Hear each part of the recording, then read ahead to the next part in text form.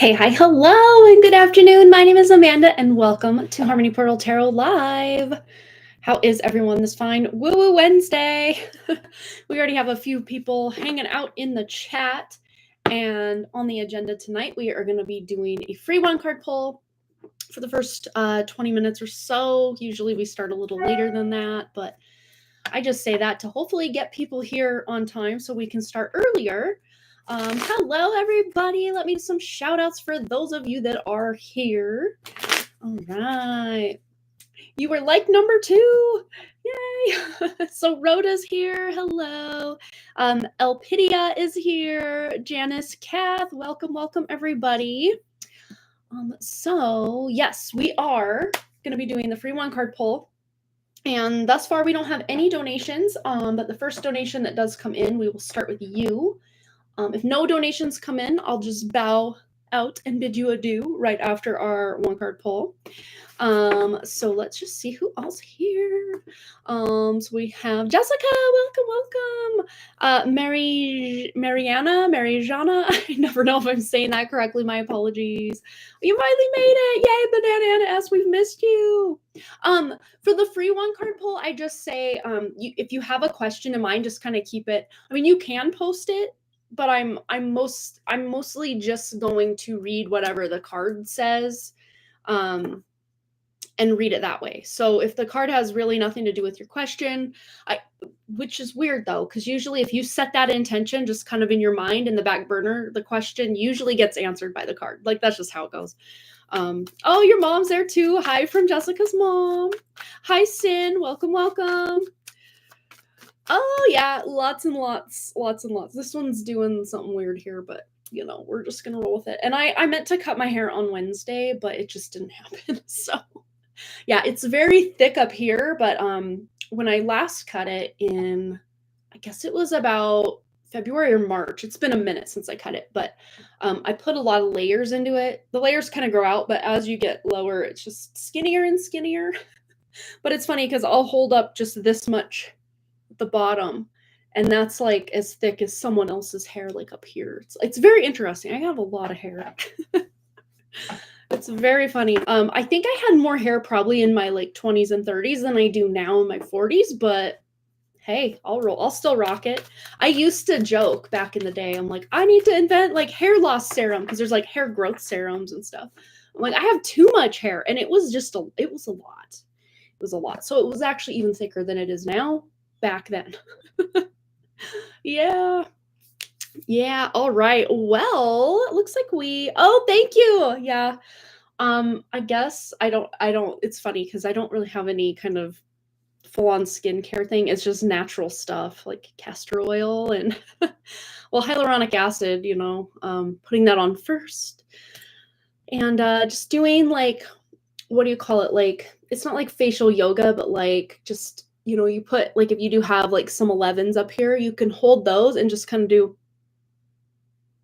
like little squinty eye exercises to like keep your facial muscles like on fleek, right?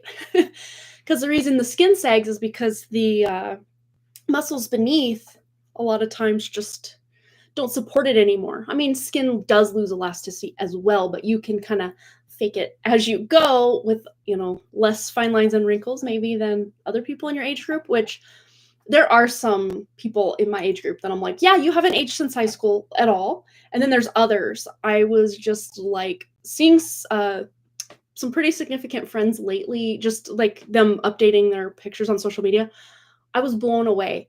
A really good friend of mine, he looks like he's in his early 60s. I was just like, what is happening? Why? How? Like, I haven't seen you in like 7 years, 8 years. And you've aged 30 years. Like, what's happening? Thank you. Yeah, I hope my wisdom is more reflecting of 40s, but yeah, it's like I take that as a compliment, actually. Thank you. Yeah, sometimes less is more. Yeah, I could never get into these like 20-step skincare routines. Like I won't do it. Like my pathological demand avoidance would never let me. So I'm just gonna do the bare minimum, and apparently it's been okay so far. So We're just gonna keep going with it. There are days though that I'm like, ooh, I want to do a mask or I want to do, just something extra, and I'll do that. But they're gonna be getting more frequent because I have just decided that I do need to do like level up my pampering game a little more. So I'm gonna level it up a bit this year, but probably not by much. I'm pretty low maintenance for the most part. Linda's here. Hello. All right. I haven't even decided what card deck are we gonna use. I don't even know. They all look so enticing. I don't even know. Maybe we will do the life-changing or clarifying life situations. Life-changing. I almost said life-changing oracle. I don't know it's going to be that life-changing, but we're going to roll with the clarifying life situations deck. And we're going to shuffle and shuffle. So if you have your question, you can just kind of think of it or whatever. But we have 6 people. Normally I'll take the amount of people we have and then like triple the number, but 666. Some people get scared away by that number. Humans are six protons, 6 neutrons, 6 electrons. So the human is designed in a 666 pattern. Yeah. So let's see. Let's put a 777. I'm a life path 7, so it's always been, and even before I knew I was a life path 7, I always wanted, like in sports and stuff, I wanted to be number 7. Like it's always been kind of my lucky number or what have you, and now I know why. It's my life path number too. So there we go. All right, so let's go. Linda's the first one I see. All right, so let's answer Linda's. If she's got her question in her mind or just, whatever Linda needs to know, it's going to come out here. And it says Gateway of Opportunities. Pass through the gate of opportunities wherein new paths unfurl with boundless potential. So there are some new opportunities. And this looks very beach vibes here. Love it. Totally not looking beach vibes out my window with all the snow and cold right now. But what I'm getting with this, Linda, is potentially an opportunity to travel. I know you did have a trip coming up, but this feels like something that is even later on, like into March, April, somewhere in there, that you can look forward to. But also opportunity for a new path to be set out with something that you're hoping to create or manifest this year. All right, Jessica, let's get you a card. Jessica. Okay, we have Heart's Desire. Sing along to your heart's song, for it knows what you truly want. And I always like to say that we don't get a desire put in our heart just to taunt us and tease us, especially if we're trying to make that thing happen and it's just not happening. That desire was not placed on your heart for you to suffer and hope and ever be hoping. It was placed there because it is attainable. It's just a lot of times about getting out of our own way as far as our limiting beliefs, our toxic thought loops. And again, they're not ours, but we a lot of times will identify or think that that's us thinking those things. A lot of it is collective hive mind, programming, matrix crap that just finds its way in there. If you can more observe those thoughts, Jessica, rather than cling on to them and go on this spiral down, especially when it comes to your desires, this is going to benefit you. And just being like, as I finally finished that book, you guys. And now I'm on to the 14-book tome that is Neville Goddard. And it's, like as Neville Goddard talks about, is living in the wish fulfilled. So even if your 3D surroundings, which we've already established here, are a reflection of the past, if they are not lining up with your heart's desire, go live in the end, meaning you can picture yourself living with your wish fulfilled. And that can definitely help set the tone for bringing your heart's desire closer, Jessica. All right, let's get into the next one. Banana Anna S, let's get you a card. Here we go. We have Feather of Hope. Grasp the Feather of Hope, a delicate symbol of upward promises and an uplifting future. Very exciting, especially if things have been a little blah, a little stale, a little stagnant, or like a lot like, what is even going on in my life right now? This Feather of Hope is you may even be finding a feather like randomly in your house is what I'm seeing. Like you're picking it like up off the floor of a closet or a bedroom or something. Like, where did this come from? And I mean, the logical place would be a down comforter or a pillow or something like that. But if you're like, the math ain't math in here, where did this feather come from? It feels like a sign of hope. It really does. Not that you have to legit find a feather for this to be coming true for you, but if you do, just take it as like a quadruple confirmation that things really are looking up for you, and it really is sent from a loved one, your sister specifically. So, oh, very cool. Kirsten! Get Kirsten a card. Whoa, it's flipping on me. Carried away. Let yourself be caught up in the whirlwind of a romantic moment. And even if you're kind of more focused on yourself and not so much actual straight up romance these days, this can just be romanticizing life. That's something I've done, is just romanticizing making my cup of coffee, making it a little, and by coffee, I have mushroom coffee, so it's not even like legit real coffee. But I just make it a little special extra. Romanticizing life is just, turning off all the distractions and just really allowing yourself to focus on whatever task is in front of you. And that's something I used to do, is like when I would like wash all the pots and pans, like after dinner and stuff, I'd usually put on a podcast or an audio book or something to listen to like distract me from the fact I hate doing dishes. But instead, what I've been doing is just being present as I scrub that pot with my gloves on, because I hate having my hands in water unless I'm in the bath. Just scrubbing that pot and just focusing on the satisfaction of a job well done. And that's kind of part of this whole dopamine, I think that's how you say it, reset that I've been trying to do, just not to reach for my phone just automatically. I mean, I was doing so good this summer with the whole 1 hour screen time thing, but I've kind of gone trending upward because during my work hours, I do use this phone for calls to connect. And then while I'm waiting for a call, sometimes I'm sitting here scrolling. It's like, no, let's not do that. Let's either read or meditate or do something more productive, because I kind of just have to sit here. So there might be something you're just deciding to do, something a little more productive with your time by romanticizing things rather than just being distracted or multitasking a lot of times. All right, Kirsten, that was your message. Janice Kath, let's get you a message. Here we go. All right, choose wisely. So it says, decisions shape your path amid challenges. Stay open to learning as answers reveal your destined journey. So if you are trying to choose between two things or decide, should I go this direction? Should I do that thing? Should I date this person? Whatever it is. This really is about staying open to what's actually going on. And of course, using your intuition to determine, am I making the right choice? Because some of our choices can really take us out of the game for a long time. Say you get into a relationship with somebody who's the wrong person for you, and then you waste. I mean, there's really no such thing as a waste of time, but you perceive that, I've wasted all of my best years with this person, or whatever the case may be.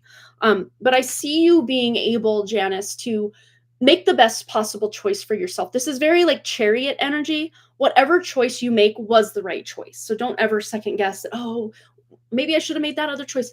The choice you're going to make is the right choice. So don't doubt yourself. All right, Amanda F, let's get you a card. Almost said some cards. Woo! One did fall to the floor. Who is the lucky winner here? All right, for Amanda. And we have here Metamorphosis Miracle.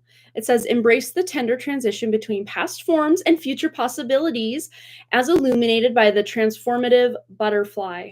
Yeah, it's like that chrysalis period, kind of limbo, void space period that you might be finding yourself in right now, because you are kind of in between all the past things that you've experienced and an exciting future that you may still be trying to figure out or plan out at this time.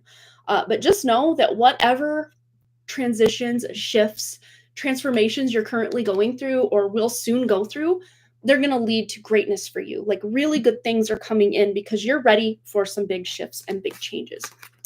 The shift is hitting the fan in Amanda's life in the best possible way. All right, Jessica's mom, let's get her a card. Here we go. We have flames of passion. Let the flames of passion light your way, but be mindful of the fires they may ignite in your journey. So flames of passion to me is really representative of, I'm seeing like all the things that are going on in California right now with the fires. The fact that my childhood home actually had 2 house fires, one when I lived there at 13 and then one in 2019 when my mom was living there. So it's almost like these flames can act as like a purifier or a cleanser in some ways. But what I'm seeing is this more to the point of anything that feels for you that it has been destroyed or what have you. Just allow it to be anything that comes from that, these phoenix kind of energies rising from the ashes.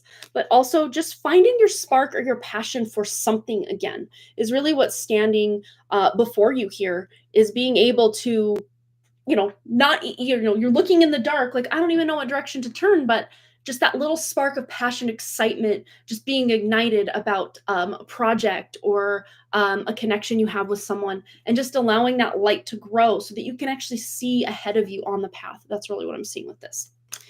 All right. So, oh, your trip is in April. There you go. Very fun. Very, very cool. Mariana. Again, if I'm mispronouncing that, I do apologize. All right, let's get you a card. Here we have learning secrets. Stay open-minded and receptive as you uncover hidden truths and embrace the lessons they offer. So this doesn't feel so much like in your personal life, like you're learning something about a family member or something like that. This feels more world stage, but there may be certain things you're learning or discovering somehow that it's just not sitting right with you. And instead of getting angry, because that's a lot of times when we learn like about the matrix, it's like it's angering. It's like, how have we allowed these psychopaths basically to control us for all these years? Yes, anger is a very valid emotion, but not staying in that anger. So there may be things you're learning that can cause some not very fun emotions, but I see you actually really leaning into or embracing the lessons that these secrets that are being revealed, maybe through the news or through the media in some way, for you to just level up your life in some way. All right, so let's see. Alpidia, let's get your card. Here we go. All right, and we have here Spirit Link. Stay aligned with your highest dreams and ideals to find success. So you're finding success. And as long as you are in alignment with what it is your heart wants, your heart's going to get it. So big yes, you're getting what it is that you need, what you want, and you are seeing success in your future here. So very cool. And if you are ever wondering or worried about something not going your way, or what does this all mean? You can tune into your own spirit and ask for that guidance and help and just extra little push in the right direction, and you'll see that manifest. So it's very cool. All right, up next. Oh, it just jumped way down there. Let me scroll back up for everybody. Hello, Amber A. Wow, that resonated amazingly for what I've been going through. Thank you. You're so welcome. All right, Amber A, let's get you a card. You're so welcome, Banana S. Oh, she does send you feathers. I love it. Hi, Shan. Welcome. All right, Amber A, let's get you a card. Open doors. You have many options, so take your time to choose what's right. Yeah, there's no rush. I keep hearing there's no rush. Even if you're really excited about something, there's no need to rush into it because that opportunity is going to be there. And this is very like Seven of Cups energy too. So even if you're confused about which option to choose, or at this point you're like, what options are you even talking about? This seems very near future. So there may be some new opportunities coming in, and it's like where there's like a whole group of opportunities that may or may not relate to each other that you're going to have access to all at once. So again, there's no rush in having to come to this conclusion like, oh, I better decide or else. No, you'll be able to make the right choice and open the door and walk through it, the one that's right for you. So no rush on that. All right, so up next, let's see. You're getting a lot of negative energy from social media. Same. I've just been pulling my energy back as much as I can from just random social media. And even my feed is becoming increasingly like political, I guess would be, for lack of a better word, which I mean, I know a lot of people are concerned about some of the changes that have already been made, which, if you just look at them on the surface, it all sounds very scary. But I see a lot of this stuff as, Pandora's box, like, is open, like the cat's out of the bag. Things have gone so off the rails, even just since 2020, that what's going on, these crazy events, is acting to exponentially wake people up. So all of these negative, just absolutely things we never would think to see in our lifetime that are happening or rumored to be happening soon. Again, to be able to fix a broken system, there really is no fixing it. You have to start from the foundation up yet again.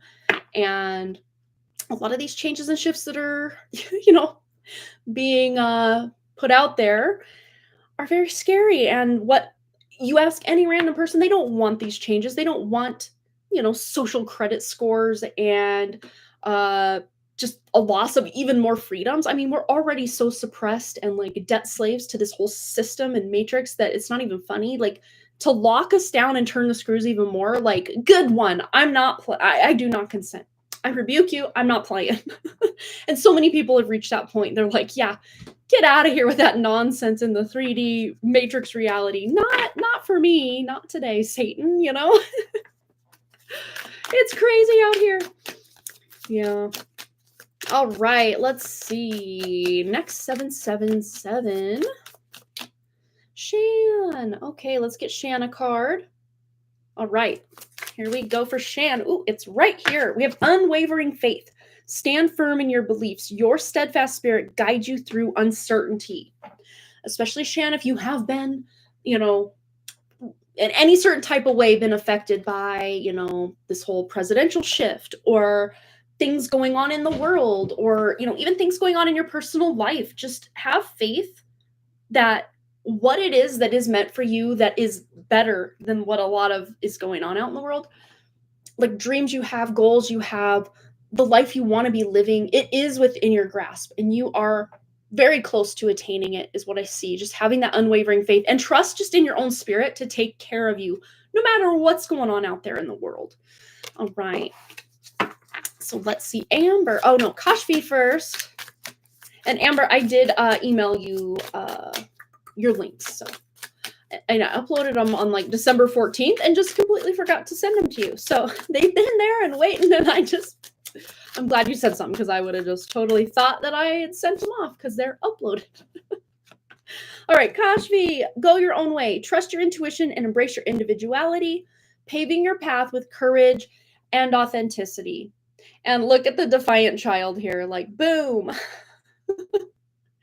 And sometimes it feels really alienating to feel like you're othered or like you are left out of a crowd. But sometimes that is exactly what our spirit or our even human aspect needs to decide to do something different rather than just going with the flow, with the status quo or the normal of what everyone else is doing. Because especially kids can feel or sense or just know deeply, like the way that this is set up is totally backwards. Like it should be going this way.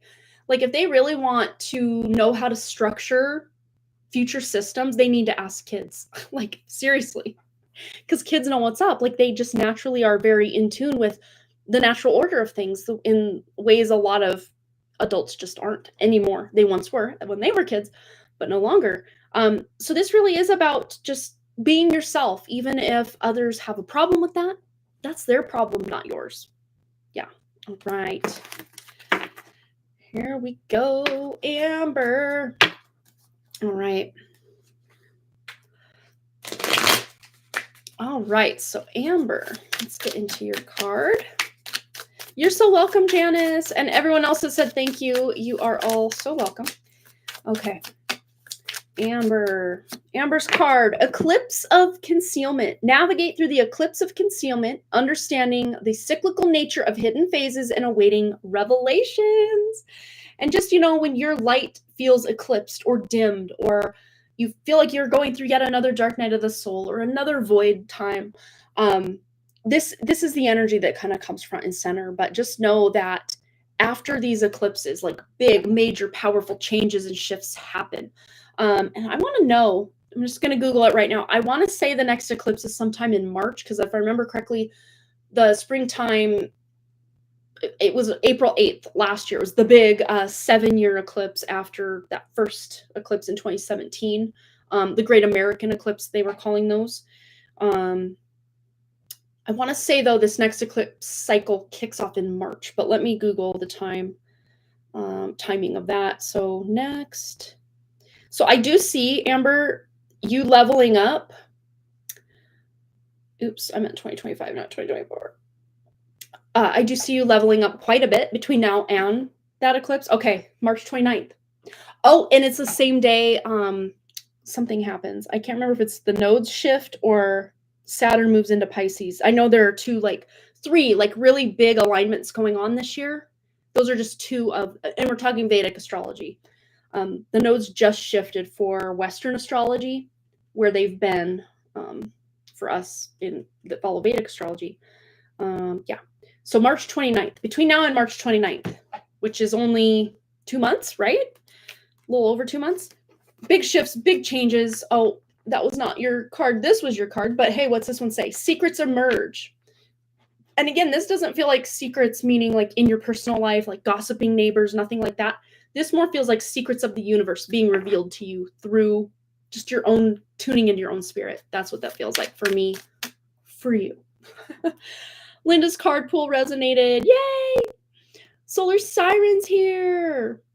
All right, let's go back up because my chat just jumped again. Okay, Solar Siren, let's get you a card. All right, here we go. Solar Siren. And we have Vortex of Creativity. Look at that. Spiral into your creative vortex, unleashing imaginative power to manifest your dreams into reality. Be in your Delulu Girl era because your imagination is really, your imaginative power is your spiritual power. It really is. And enough can't be said about using your imagination, because that is the seed of reality right there. The seat of reality and the seed of reality, because everything starts first in our imagination before we can like write it down on paper or make a prototype of it, or build the plan, create the plans to then build the house to match the vision or the imagination of said creation. So create something literally out of thin air, because why not? Do it. That picture's appeared multiple times in the past several weeks out of the blue. Oh my gosh, isn't that crazy how that happens? You just never know. Great, thanks. Yes, X secrets. Oh my gosh. I do have a couple of decisions to make, as you said. Rewinded the video. Oh, Marlene, let's give Marlene a card. Welcome, welcome. Okay, well, Marlene gets what, 3 cards? Oh my goodness, Marlene, what's going on? You need a lot here. We have right track. You're going in the right direction, so just keep moving forward. I think that really just self-explanatory. We don't need to go in depth in that. So whatever you're deciding about, or what's even going on, you're on the right track, or very soon we'll figure out to shift to the right track. Gentle release. Let yourself surrender to the flow of life, life's mysterious currents. Okay. So especially if you're surrendering, maybe you're flowing in a new direction, and that's what this, you're second guessing, like, well, I was doing this thing and now I'm being rerouted and wanting to go over here. Trust yourself, trust your intuition. And then we have spiritual retreat. Very fun. I love this image. So cool. Okay. So this says, seek solitude to reconnect with your inner wisdom and emerge rejuvenated. Yeah, and a spiritual retreat doesn't just have to be like going, somewhere with a bunch of other people. Like, you can have a spiritual retreat in your own bathtub, in your own bedroom, in your own backyard, in your own Airbnb that you're renting all by yourself for the weekend. Whatever it is.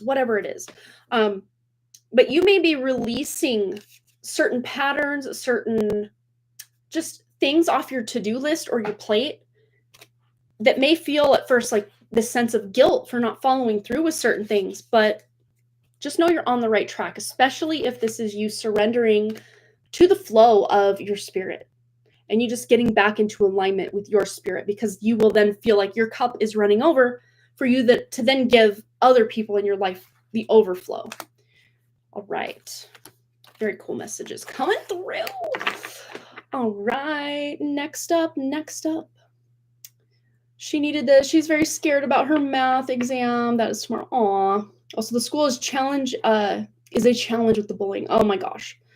I just wish we could be in that other school, because not only would the math stuff feel more aligned, but so would the students seemed much better, and the whole school at large just seemed like a much better fit. When I tuned in energetically, it just felt like this is it. This is amazing. This is where she belongs. And then she had to go to this other school. It's like, oh, it's so sad.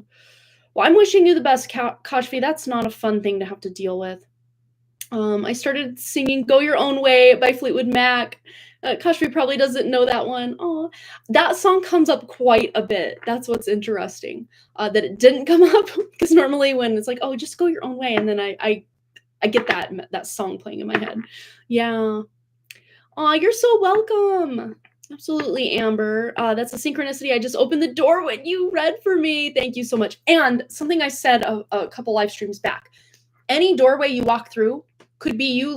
They're portals. Doors are portals. Mirrors are portals. Screens are portals. Portals everywhere. So if you open a door, on one side of the door, you can set an intention. And by the time you walk through that door with your intention set and ready to go, you have shifted timelines. It's that easy. It's that simple. Well, it's that easy, but it's not always that simple, because we are programmed to believe that, seeing is believing, but it really is the other way around. Believing is then seeing, or, intending, using your imagination, is then seeing. You don't see something first and then use your imagination. That makes no sense, because, for something to show up in the physical reality, it has to go through all the other forms of reality. It has to go through the emotional state, the mental state, spiritual first, then mental, emotional, all the things, to where it finally shows up in the physical. Same for disease, same for manifestations. So if your manifestations start in those other realms, they absolutely still exist. You just don't see them yet. So believing is seeing. So yes, that's right. But seeing is believing, not so much. But believing is seeing. Yes, you believe, then see, not see, then believe. Did I confuse you? I almost confused myself. All right, what's going on? Oops, I keep clicking in the chat and then it keeps asking me to do all sorts of things. No, close out. Okay. I'm feeling that right now. I literally cried today after texting you. I told you that I am expecting shifts, major ones around March. Yeah. March has been, for probably since 2012. March has been a very interesting month. Every single year, it's been something that I feel just this massive, timeline shift. And I didn't even understand what that was back then, but I could still feel it. I could still be like, wow, something is different here. Something is changing. And I always just thought, well, it's because my birthday's in April. So of course I'm feeling, whatever about closing out this solar return and moving into a new one. But no, it's so many people are feeling March as almost this big reset time, which makes sense if it is, kind of toward the end of March, especially. That's springtime. That should be the beginning of our calendar. That's the real new year. Anyway, I digress. Oh, Sati, mid-phase ends that day and the last part starts. Oh, there you go.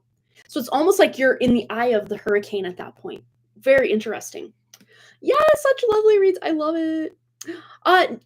Rhoda, go ahead and post a 777 in the chat. That lets me know you want our card pull, because we're gonna we're gonna wrap this up. So it looks like we're getting Rhoda in right in time. Let's get Rhoda a card. What does Rhoda need to know? What does Rhoda need to know? And we have here Stand Strong. And what is going on in this picture? Okay, so it almost looks like someone's under plastic. So it's it's really hard to breathe with plastic over your face. That's what's coming forward, is something with your breath. This is a very other type of message. I'm still going to read the card, but this is really coming through. Not just to breathe into the throat, maybe into the upper chest, but breathe all the way down into the womb space. Even if you literally physically can't breathe that deep, but just envisioning that your lungs are going that deep to really fill yourself up with some air here to bring the breath of life. Because we can go, days without water, weeks without food, but only minutes without breath, without air. So it really is the most important thing for the human body to keep going is our breath. And so many of us have been just trained to this throat and upper chest breathing. Breath work is really coming through for you, Rhoda, especially if you are stressed or anxious in any way. Game changer in shifting that anxiety. But it says stand strong with defense. With defense as your shield, find strength in preservation, guarding what matters most. So especially if you are having an issue with someone, it's maybe time to speak up. Or if you've already spoken up and people are still going about things in ways that you just don't consent to, don't want to experience, it's up to you to set very clear boundaries. And even if you've already established boundaries, but people are still encroaching those boundaries, it's about making a firm decision to either pull your energy back from certain people or situations. This could even be, things that aren't good for you, but you're letting them, into your bubble, like bad food, toxic news, whatever it is. It doesn't just have to be random people or, if this is work situations, it's not always feasible that we can just literally leave work. Like Elvis has left the building and just not come back. Like, that would be nice, but we can't really do that. So it's almost like you just being very clear in your communication with your words about boundaries with certain people. All right. So stand strong, Rhoda. You got this. Yeah, today hasn't been the best of days. Aw, big hugs to you, Rhoda. Randy Lynn. And we have 2 donations here from Kirsten, so we're going to get into those very soon. But let's get Brandy Lynn's card. It already flopped out. Ooh, you have the Vortex of Creativity as well. Jessa got this card. Very cool. And I love this for you, Brandy Lynn, with all this stuff and, shifting of your writing project and things like that. But it says here, spiral into your creative vortex, unleashing imaginative power to manifest your dreams in reality. And what I actually see with this for you, Brandy Lynn, is just you maybe putting some of all this writing on the back burner for now and just focusing on filling that creative well. Whether that's gaming, consuming content, making a plan, doing some research. You're really filling it up before you then are the one outpouring all of that onto a page or a whatever, a screen. You're consuming so that you can then, almost like in a cauldron, like stirring it all together to figure out your game plan to move forward. So this is your permission slip from the universe to just have fun, consume some content, consume some games, consume just the things that really light you up and make you feel alive right now, because you are in your creativity and just filling up that creative well era right now. So love it. All right. So thank you so much, everybody, for joining us for the free 1-card poll. I just got chills for some reason on my crown. So some big spiritual shifts coming in hot. Love it. Very cool. All right, so I'm going to take a quick drink of water because I've just been doing this for 37 minutes and 47 seconds, 47 seconds.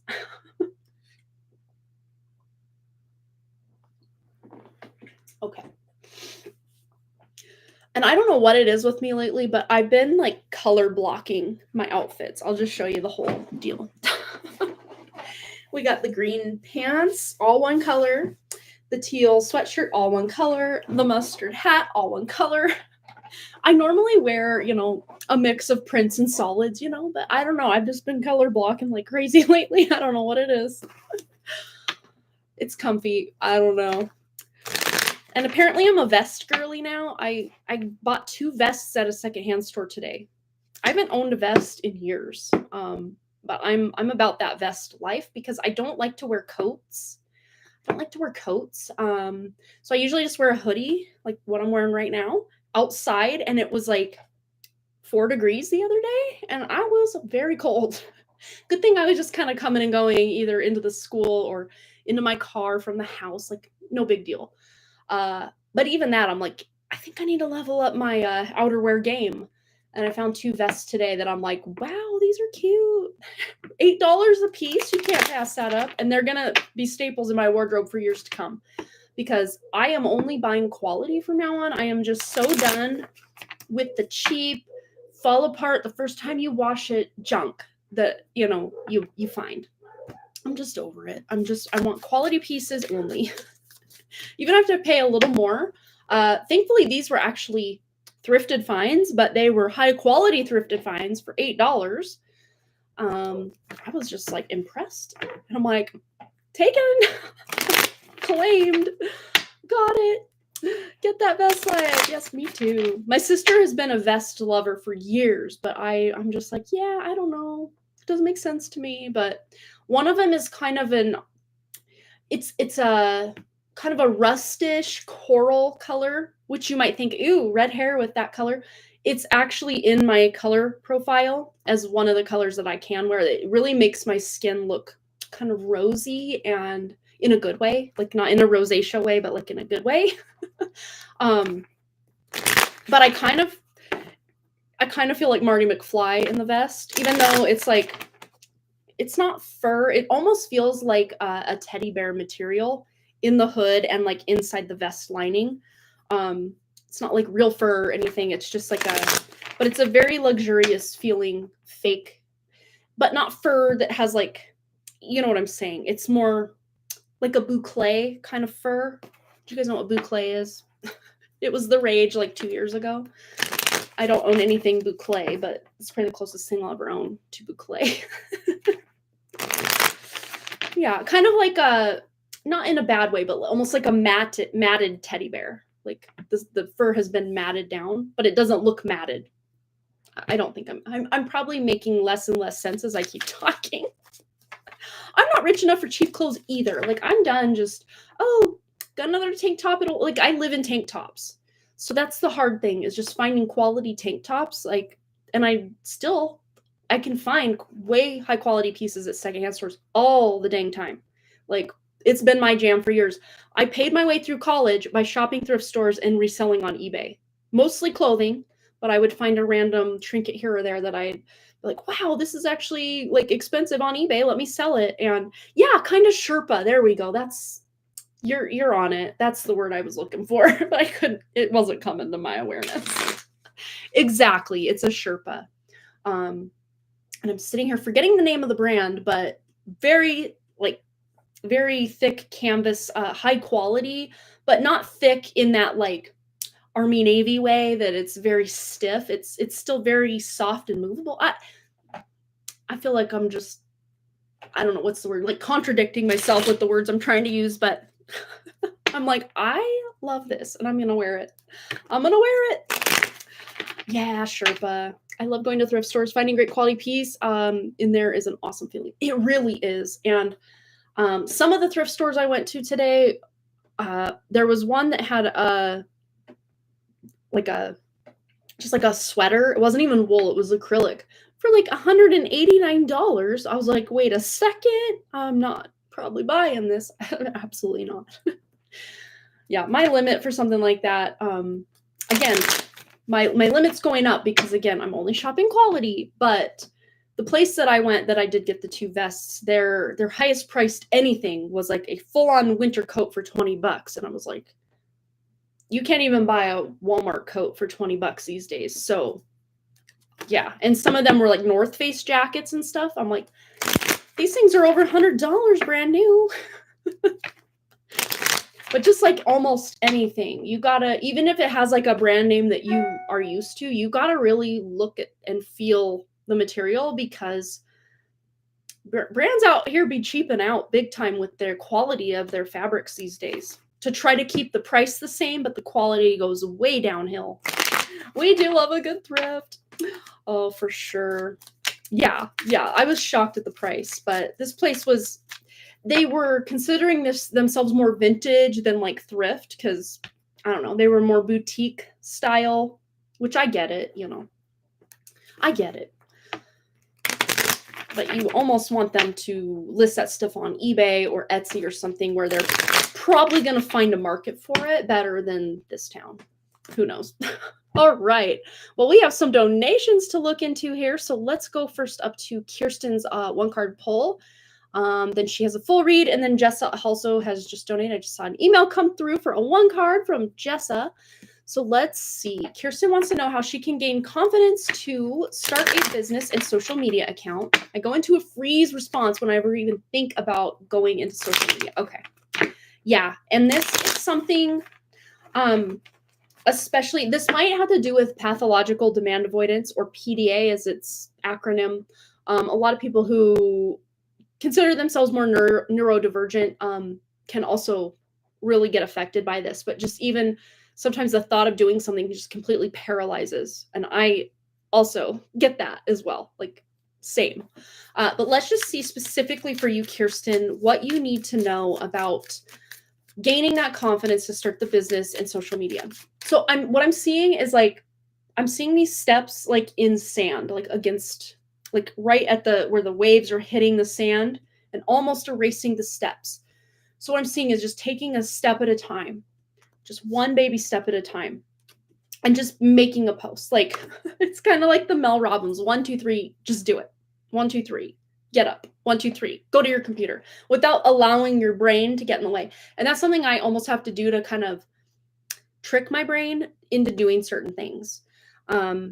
So what if you could make a post or just a mock-up of a post, and instead of actually posting it, just allowing it to be created and just sit there and do that a few times. And hey, bonus points, because when you finally do open up these business and social media accounts, you already have content to start posting. So of course, make it in the realm of what you would be posting when you have the social media, but just put no pressure on yourself to start just by creating it, and let it just kind of, I don't think inbox is the right word, but like let it sit in a folder on your computer. And you can open it up and look at it from time to time if you feel so inclined, or just start the account, but don't tell anybody it exists, or don't pressure yourself to have to upload anything to it. That's really what's coming through first. But this is the speak it into being queen right here. So she acts first and thinks later, is pretty much, she speaks first and thinks later. So she almost like bypasses any kind of pathological demand avoidance that may be going on, or even just that fight or flight response, freeze response that can happen when just thinking about doing scary things or taking a leap. This would be the queen to just 3, 2, 1, get up, do it. As hard as that sounds, it can happen. Okay, yeah. And this is, I love this. I actually do love this. There's really no rush for you, Kirsten, to like have it all figured out and like start last week. Like, no. You got the 2 slowest moving cards in the deck here. So there's no rush for you to have to go out there and make it happen, Captain. This one is just about setting a very solid foundation. So maybe you're getting some content built up with no pressure behind it. Getting that content built up in a folder, ready to go. And then when you feel ready, because I'm seeing around March, you're going to have a shift in your confidence. Like it's coming in really hot in March. A shift enough to where you're ready and able to start to take that leap and to just start posting and getting the word out there about things.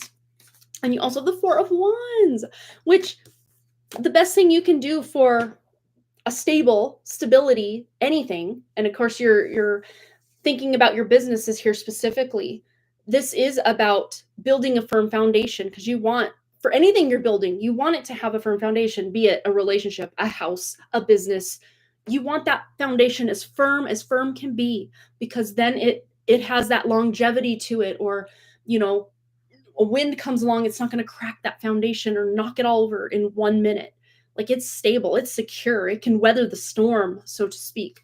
Even if your mental health is in a certain type of way to where you're like, I just can't post right now. But maybe you have some backups that are ready to schedule that you can just post when those types of times do come in. And this is what this could allow you by just building yourself a nice foundation. Even if some of these posts you don't end up posting, they were just mock-ups or practice, that's fine too, because you're learning, you're growing. It's becoming less scary because you're doing it somehow behind the scenes. All right, just any closing statement for Kirsten on gaining that confidence? Yeah, it's about taking the pressure or really lowering the stakes is really what's going to help you make that next step. And then that next step. And again, even if your hands on that pressure valve for like 6 months, there's nothing wrong with that, because as you're ready to step, the energy will support you each way, at each step of the way is what I'm hearing. All right, closing statement for Kirsten on this question. Anything else she needs to know about gaining that confidence? Flexibility. Yeah, because sometimes you are able and willing and ready to do it, and other times you're like, I don't even want to get out of bed today. Like, it's fine. And it says here, adapt slowly. Hello. We had 2 of the slowest moving cards, but that doesn't mean you're going at a snail's pace. No, you're still moving. You're still making progress. You're still moving forward.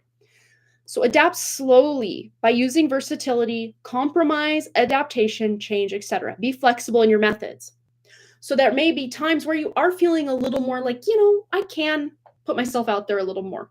When you're feeling that way, just jump into it and just allow that ride that feeling until it runs out. Then you can pull back again, because you're not always going to be just at this like flat line.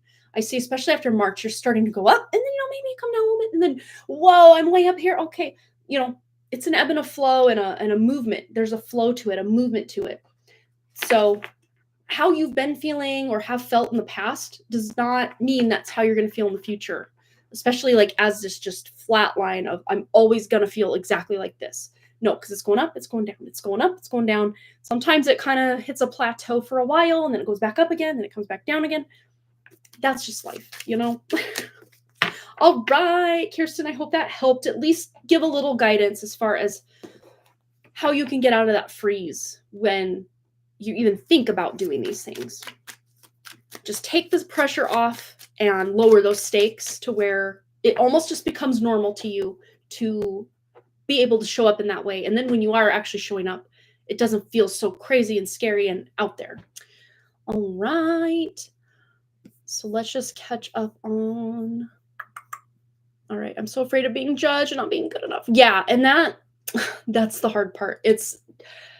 I don't know that there's any real advice other than just do it. And, other than maybe turn the comments off but there's a con to that as well. The pros are, okay, no one's ever going to come at me, bro.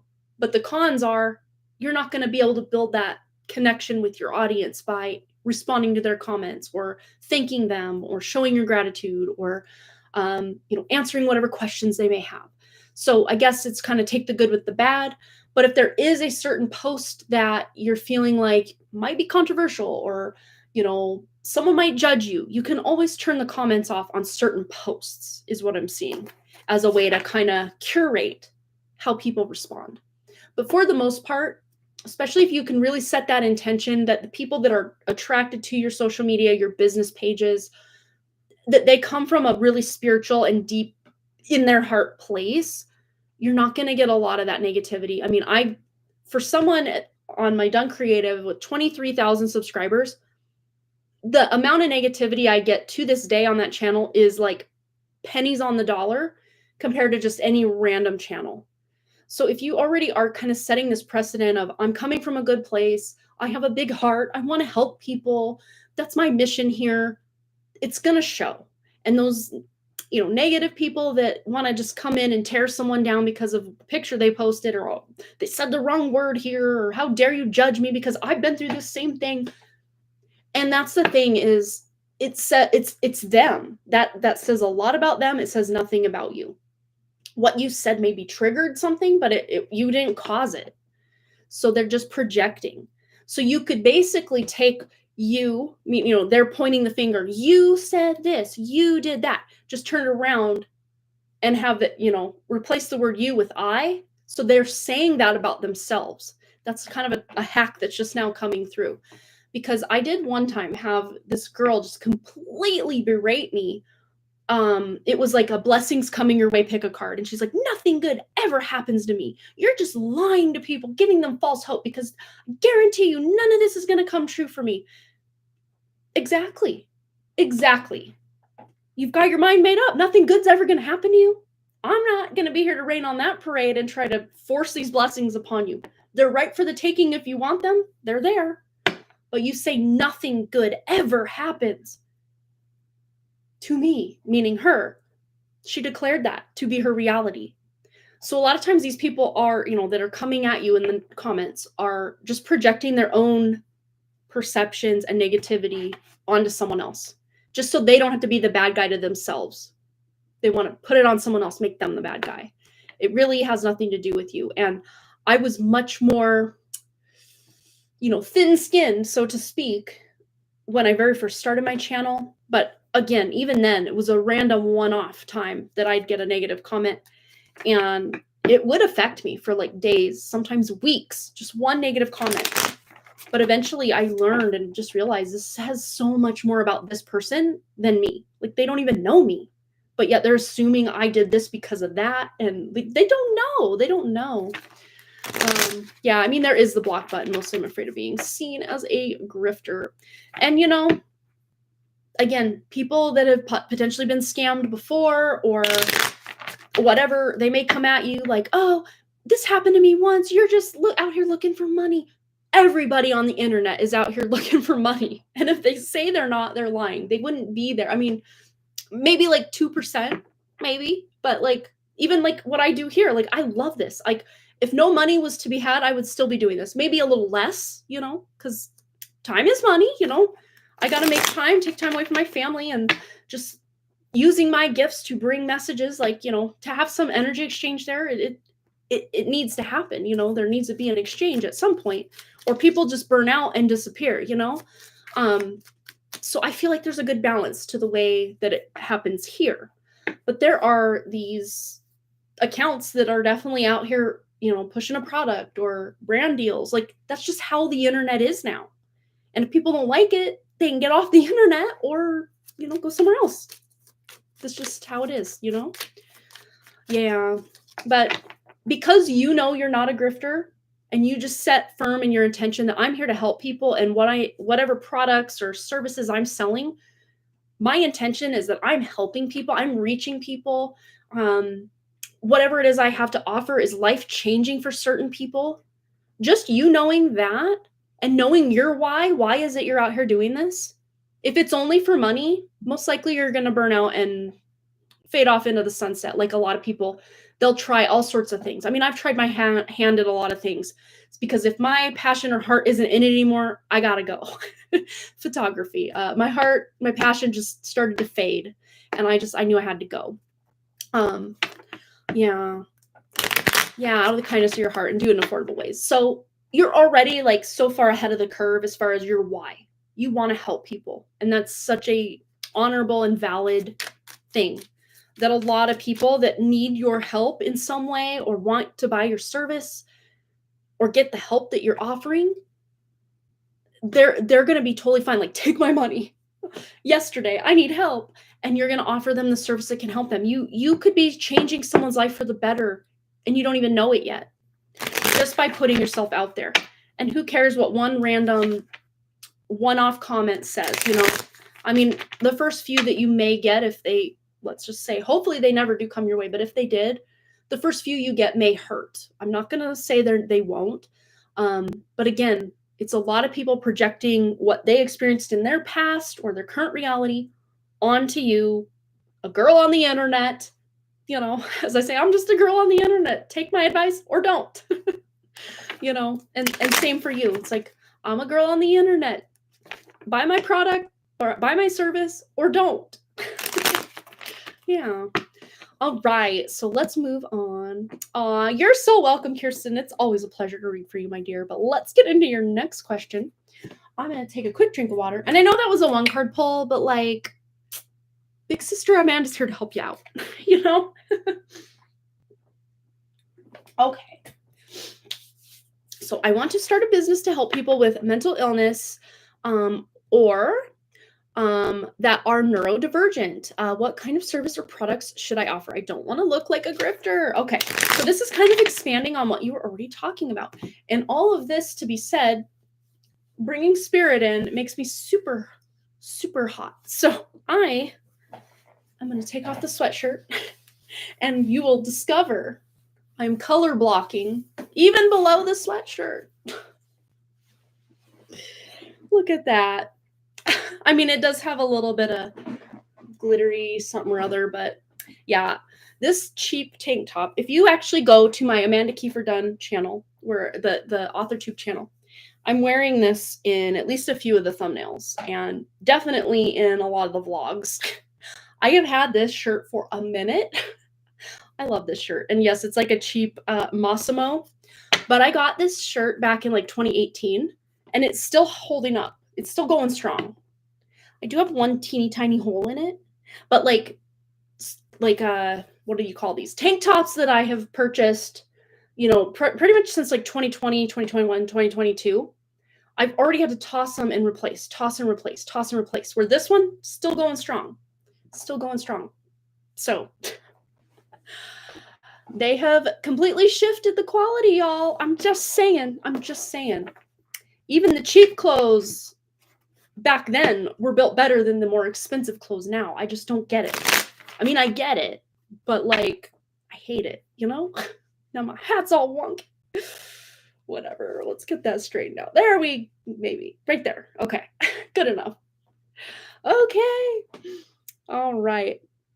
So let's tune in. Starting a business to help people with mental illness or that are neurodivergent. What kind of services or products should I offer? Okay, all right. So this is something to help people celebrate the good parts of themselves and could have some sort of community aspect to whatever service you're providing, where people can, kind of similar to what we have going on here, we've built a little community, you know, where people can celebrate their wins. So if this is something to help, you know, most products or services out there are to help someone with a problem they have. That's just kind of marketing 101. What problem are you looking to alleviate for someone? So sit down and write out, what problems am I looking to help people with? Is it time management? Is it weight loss? Is it, executive function skill, things with executive function or dysfunction for some of us? Just kind of sitting down and sussing out, what is it I want to help people with? Is it like an overall overarching theme? Or is it a very like niche, very specific thing that I'm looking to help people with? But one of the things that your whole business is rallied around is celebrating the wins around whatever issues or problems or opportunities for growth that people may have, and why they are buying the services you're offering. So let's just see if we can get more into what kind of services or products should Kirsten offer in her business. Okay, yeah, literally healing trauma or overcoming trauma as well, or letting go of limiting beliefs, letting go of depression, anxiety, stress, worry, just all of these things that you yourself, you've been through this stuff in your own personal life. So you have a lot of experience in knowing how these people feel. Not to say you'll never feel like this again. We're all human. We all can dip into this energy from time to time. Like it happens here in this 3D world. But you have enough experience with these things that you can help people who are just needing that help, and again, it may have something to do with a product that you're drinking or ingesting in some way. They're holding the cups and like celebrating with some sort of drink. But helping someone overcome a struggle that they just felt I couldn't come back from. Very, very mental health specifically because of all the swords, but this could also be physically because these swords are literally sticking into this guy. Could even be acupuncture if we're going to be real literal with what's going on here. If you're looking to, become an acupuncturist.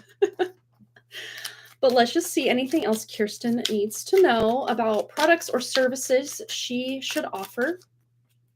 Okay.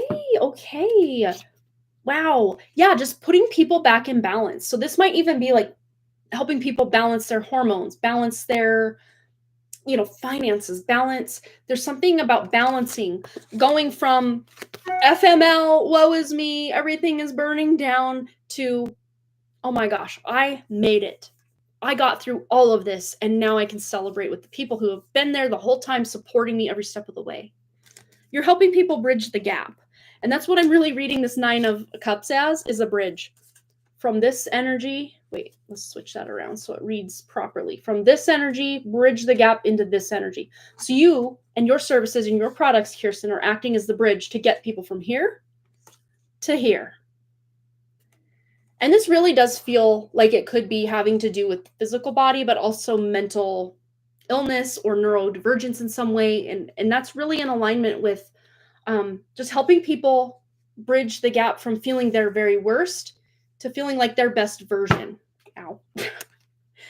But balance, there's this element of balance. You're bringing or restoring balance for people in the products and services you're offering. All right, anything else Kirsten needs to know? about this business. Yeah, and this might come at a point where you're gonna have to make a decision on, okay, well, this is going really well in my business. This part is kind of struggling along. Maybe I cut this off of the business part and really go all in on this one thing that's really working for me. But then also, there may be like 3 or 4 kind of things you're trying to offer. After a while, you're going to see that some of them really are clear winners and others you can kind of let go or go by the wayside, because there will be some pretty major decisions that you'll make in this business. And usually, especially if you're just starting out, you've never owned a business before, it might be trial and error. I've had, let's see, kind of 3 to 4-ish businesses at all my time. Some more successful than others, we'll put that out there. But yeah, and sometimes when something's just not working anymore, it's okay to cut your losses. It doesn't mean you failed. It just means that this isn't for me anymore, And even if you want something to be for you, but other people just aren't coming or showing up to purchase the thing you're wanting to sell, it just may be time for a pivot or finding a new way to market or finding a new way to put yourself out there. Yeah, because I see you have a lot of different avenues that are similar enough you could kind of group them together on like the same website and sell them as separate services that could potentially have overlap to interest. The people that are interested in this one thing might also be interested in these other 2 or 3 things. All right. So, and then these 2 just flopped right out. Wow. So you have the masculine and the feminine as far as manifestation. This is manifesting in the 3D reality, using all the resources available to you, and maybe money, time, being able to solidify something in the 3D reality. And then this is using your more spiritual, your imagination, help from the divine in some way to then ground all this manifestation stuff into reality. This is a powerful combination. This does not happen every day. And they came out together. I'm trying to put cards away and kind of wrap the reading up. And then these 2 just flop out like, oh, by the way, we're here. Powerful.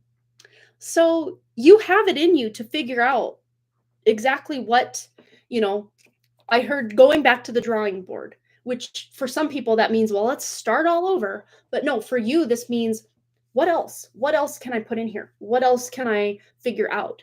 What else could I offer? And just trying something out. And if that something just isn't working, replacing it with something else. Or, maybe if you have 2 or 3 other focuses, just letting that 4th one go and really going in on those other 3 or 2 or whatever it is.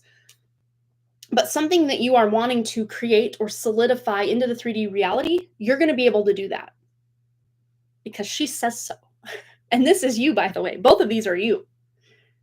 Just working in your more spiritual aspect with your more physical, human, incarnated, embodied aspect here.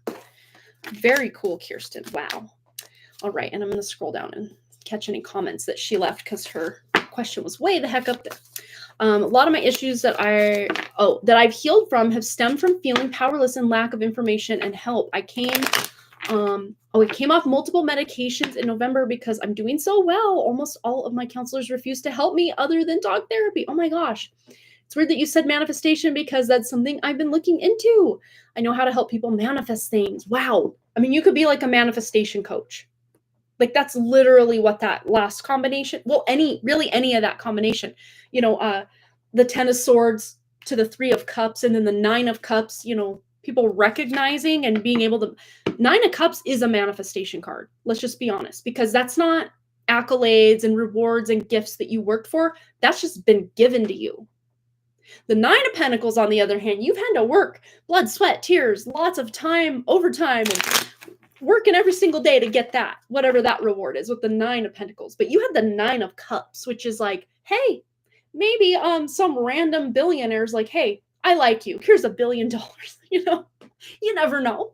Hey, maybe that's something you're manifesting is money toward being able to start your businesses. You just never know. And you're the only one standing in your way, and your belief systems and the matrix programming all plays a part. But when you can kind of bypass all of that and get into your own alignment, nothing's going to stop you. Yeah. Let's see.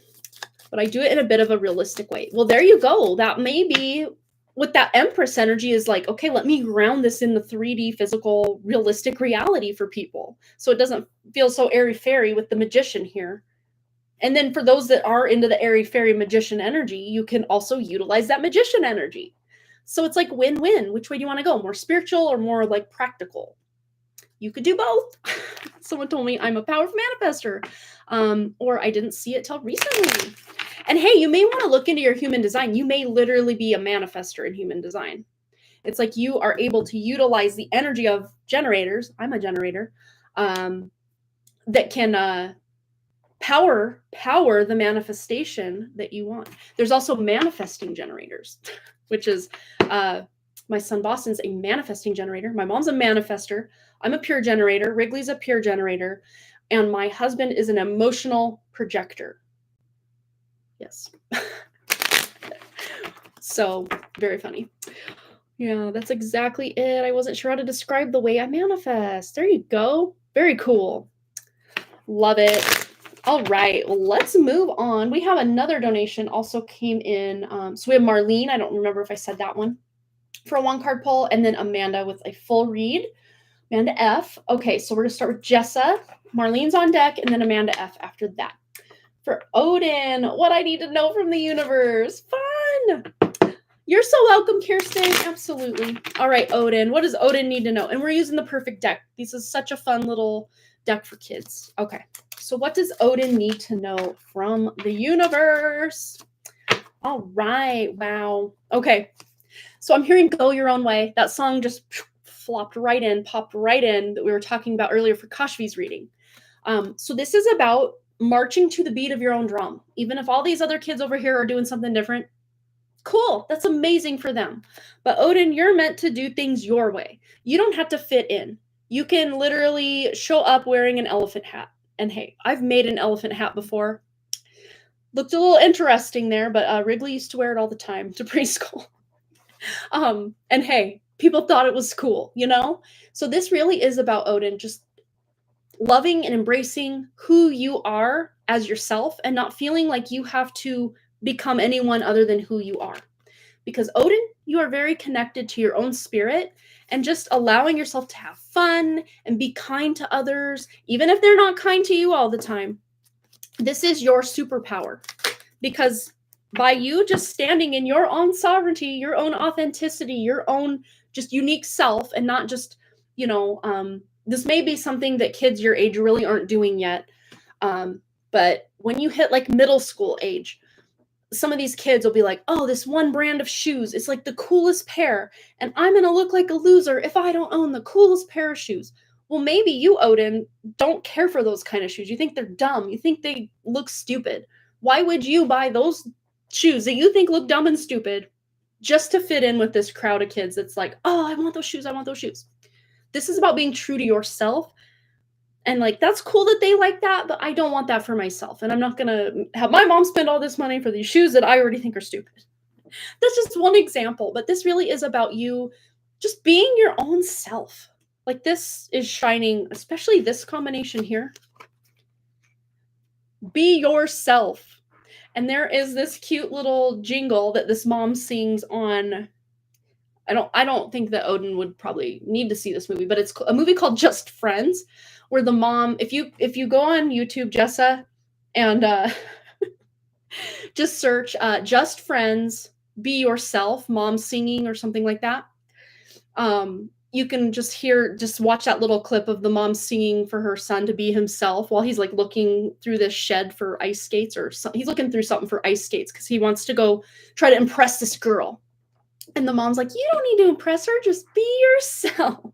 And then she sings, be yourself, be yourself. And this mom has like this really soft little childlike voice. It's so funny, but that would be a fun little clip. And the guy is like, I don't want to be myself, because he wants to try to impress this girl.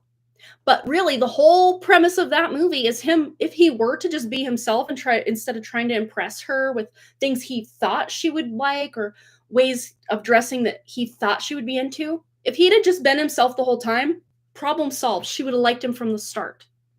But he like pretended to be all these different versions of himself just to try to impress her, and it just kept pushing the girl farther and farther and farther away. So Be yourself. Be yourself. That song always cracks me up. And every time, it's been a long time since I've watched that movie, but every time I watch that movie, I crack up so hard at that part. It's kind of a fun movie. I don't know that it's quite kid appropriate because, I don't know. I mean, I think it's like PG-13. It's not bad, but you know, aw, you're so welcome. That was cute. That was so fun. Yeah, just be yourself, Odin. And if other people have a problem with it, it's literally their problem, not your problem. It's their problem. And hey, your mom and I can attest to this because we were the same at that age. Like, if other people had a problem with how cool and weird we were, again, their problem, not ours. Because we've always been weirdos. And to us, weirdos is the best kind of thing to be. Yes, absolutely. All right. So we're going to get into Marlene's question after I take a drink of water. All right. So Marlene, go ahead and post your question. We're going to get right into it for you. And Amanda is on deck. We really are weirdos. We really are. And that's a good thing. Because being normal is way overrated. And hey, you're going to find something I've been talking about for a couple months now, but you're going to find going into, this year, next year, the next year, going into 2030 and beyond, the more authentic and imperfect and real and unique to yourself you can be, that is going to be like social currency, because everybody looking the same, acting the same, wanting to, carry around the same water bottle and, the same handbag, like that's boring. That's boring.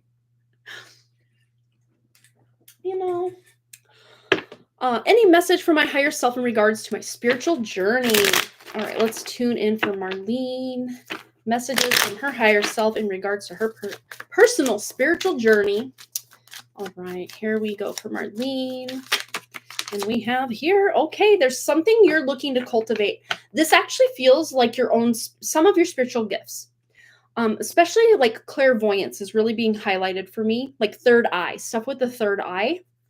So I don't know if you've been working on third eye or opening the third eye, cleansing the third eye. I'm just hearing third eye, third eye, third eye, third eye. I'm like, what's so special about the third eye? Okay.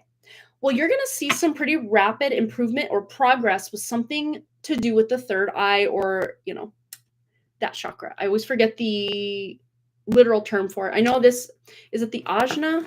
No, maybe. No, I don't think so.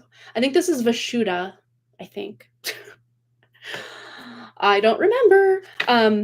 But if you Google third eye or go on YouTube, third eye meditation, open your third eye, super powerful.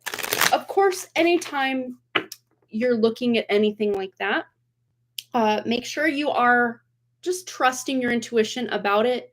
Because some of these have been kind of hijacked by people that don't want the best for us. So you got to be really diligent on, videos you're listening to. I mean, even just like movies, like standard movies are full of like subliminal messages that may not be for our best interest. Been into meditating and done manifesting, but I've gotten a few moments of clarity and aha moments. Very cool. All right, let's just see. Specifically, your higher self is really wanting to lean into this manifestation thing. All right. I was going to say something with your husband and manifestation, and this comes out.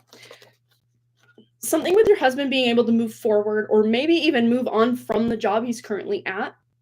And there's something that you're able to help that along by something you're manifesting. That is crooked again, isn't it? Problems with having to look at myself while I do this. So what I'm seeing with this is there's something you're going to be able to manifest that's going to benefit the family for sure, but also benefit your husband being able to move a new direction or go a different direction. So let's see specifically for Marlene about manifesting. What does she need to know about really increasing her manifesting abilities? I just saw the Queen of Wands in my mind's eye, Miss Sovereignty. But we have Wheel of Fortune as well. So this is part of your destiny, is to be able to learn more about manifestation, because you're taking more of your power back and you're closing out karmic cycles or just ways of operating where you felt like, well, praying, hoping, wishing that something good would happen or manifest in your life, but then like kind of waiting for things to line up or waiting for the, the right signs or whatever to show up for you to feel like you can leap in this direction or whatever. This is you just taking your power back and being able to clear anything that maybe has been a blockage. So maybe you're even looking into ways of just healing or clearing limiting beliefs or old traumas, wounds, doing some shadow work, inner child healing to be able to help your manifestation come on. Yeah. Because here's like the higher self card, but it's like as above, so below, as within, so without. So as you start to really tune into your own higher self, your own spirit, and really get a sense for who that is, because that is who you actually are, is your spirit. And if that's hard for you, all you have, it's not that you have to focus and like clear your thoughts. The best, easiest way that I've ever experienced to connect to my own true spirit, my higher self, whatever we want to call that energy, that is that fractal of God having this human experience, is to just sit with no distractions. Closing your eyes even can help, but if someone wants to meditate, with a flame, like a candle or something, that's another valid way to manifest, to meditate, is to be able to really just tune into the awareness behind the thoughts. Who is it that is aware of everything going on around you? Or when you cut those distractions, who is it that's aware of your thoughts? Who is it that's aware of your heart beating, or the feeling of your skin, or the clothing on your skin, or, oh, I got an itch right here. Who is it that's aware of that? That's your true spirit. That is God. And just tuning into the awareness of who you are and being aware of the awareness of who you are. You're doing it. That's it. It's that simple. But it's not always that easy, because we're told it has to feel like this mystical, magical moment, or, be this big epiphany or mic drop thing. Not always. Sometimes it's just very subtle and like, oh, there you are. I think I know you, and the more you can do that, and the best times, I know we lead busy lives out here. The best times that I do that are right before I go to bed and right first thing when I wake up. And sometimes, if I get up in the night to go to the bathroom, I redo it all, and I just tune into that awareness as I drift back off to sleep. And I'm just like, almost like I'm holding hands with myself. Like, I'm aware of you. We are each other. Okay, we got this. Like, it's very interesting. It's the simplest thing, but with how distracted and distractible we are as humans, it's not always easy. So it really is about just maintaining or even strengthening the connection that you have with your own spirit is going to allow that spirit to come in as a more full-time position in your life. And the more you can have your spirit on board in your life, the easier manifestation is going to be, because it has a lot more power than our ego or our shadow side or even our inner child. It has a lot more power than even just our conscious brain. Like, okay, let me manifest this thing real. I'm going to manifest real hard. But when you have your true spirit there online, ready to go, it's going to be much easier to create the reality you're looking for. Yeah, I've been working on blocks in my thinking. That's mainly how I've been doing it while falling asleep and waking up. Yeah. And there may be time. It's very interesting, because the more I've done this, and I've really been like locked and loaded on this since around November, I've really just gone all in as far as just wanting to really connect. And my gifts have skyrocketed in ways that I just thought, well, I've kind of, hit that cap that, you can hit in the 3D and not be labeled a loony, or crazy in some way. But no, like, things are expanding even more. Like, I'm getting full on visions of just, I don't even know what, but like, it's things that I just kind of keep private, as far as like big epiphanies about like the way the world is going. All good things though, all good things. I see a lot of good things. But even good changes can be scary. So a lot of stuff I don't really want to put out there yet, want to wait for certain things to happen. There's a big talk I'm kind of planning. I don't know if it's even going to happen before March. March feels like a very good time to have this big webinar talk, whatever. So just sneak peek, coming in hot. All good things, I promise. All good things.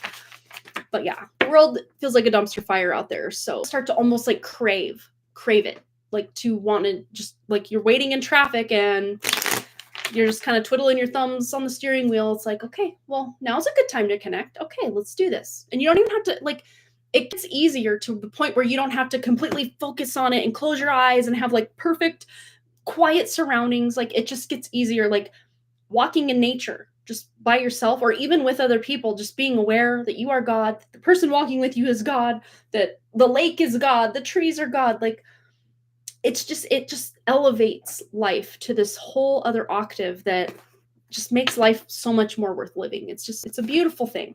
So the more you can tune in to that awareness that is who you truly are, the better your manifesting is going to get.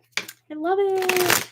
Yes, I understand what you're saying. But of course, if you're just kind of starting out or it still feels difficult because it's like, oh, these distractions and am I really feeling my awareness?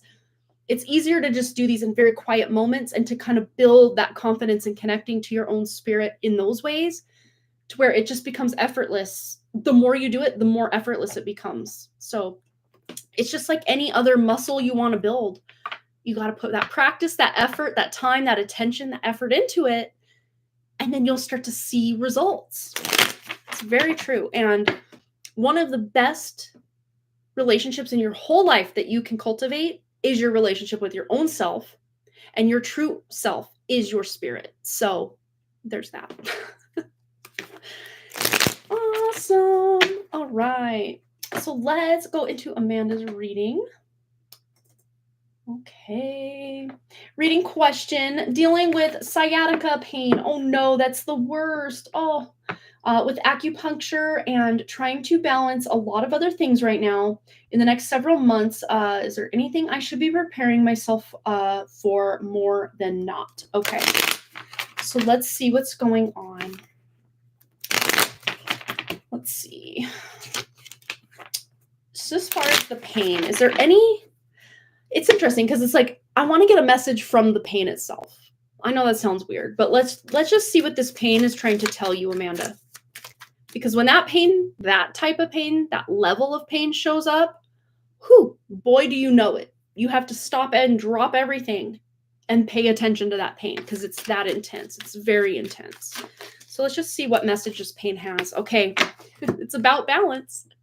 And interestingly enough, I'm especially with the hormones, I'm hearing endocrine system, I'm hearing nervous system, and sciatica is a nerve, right? You know, the sciatic nerve, nervous system.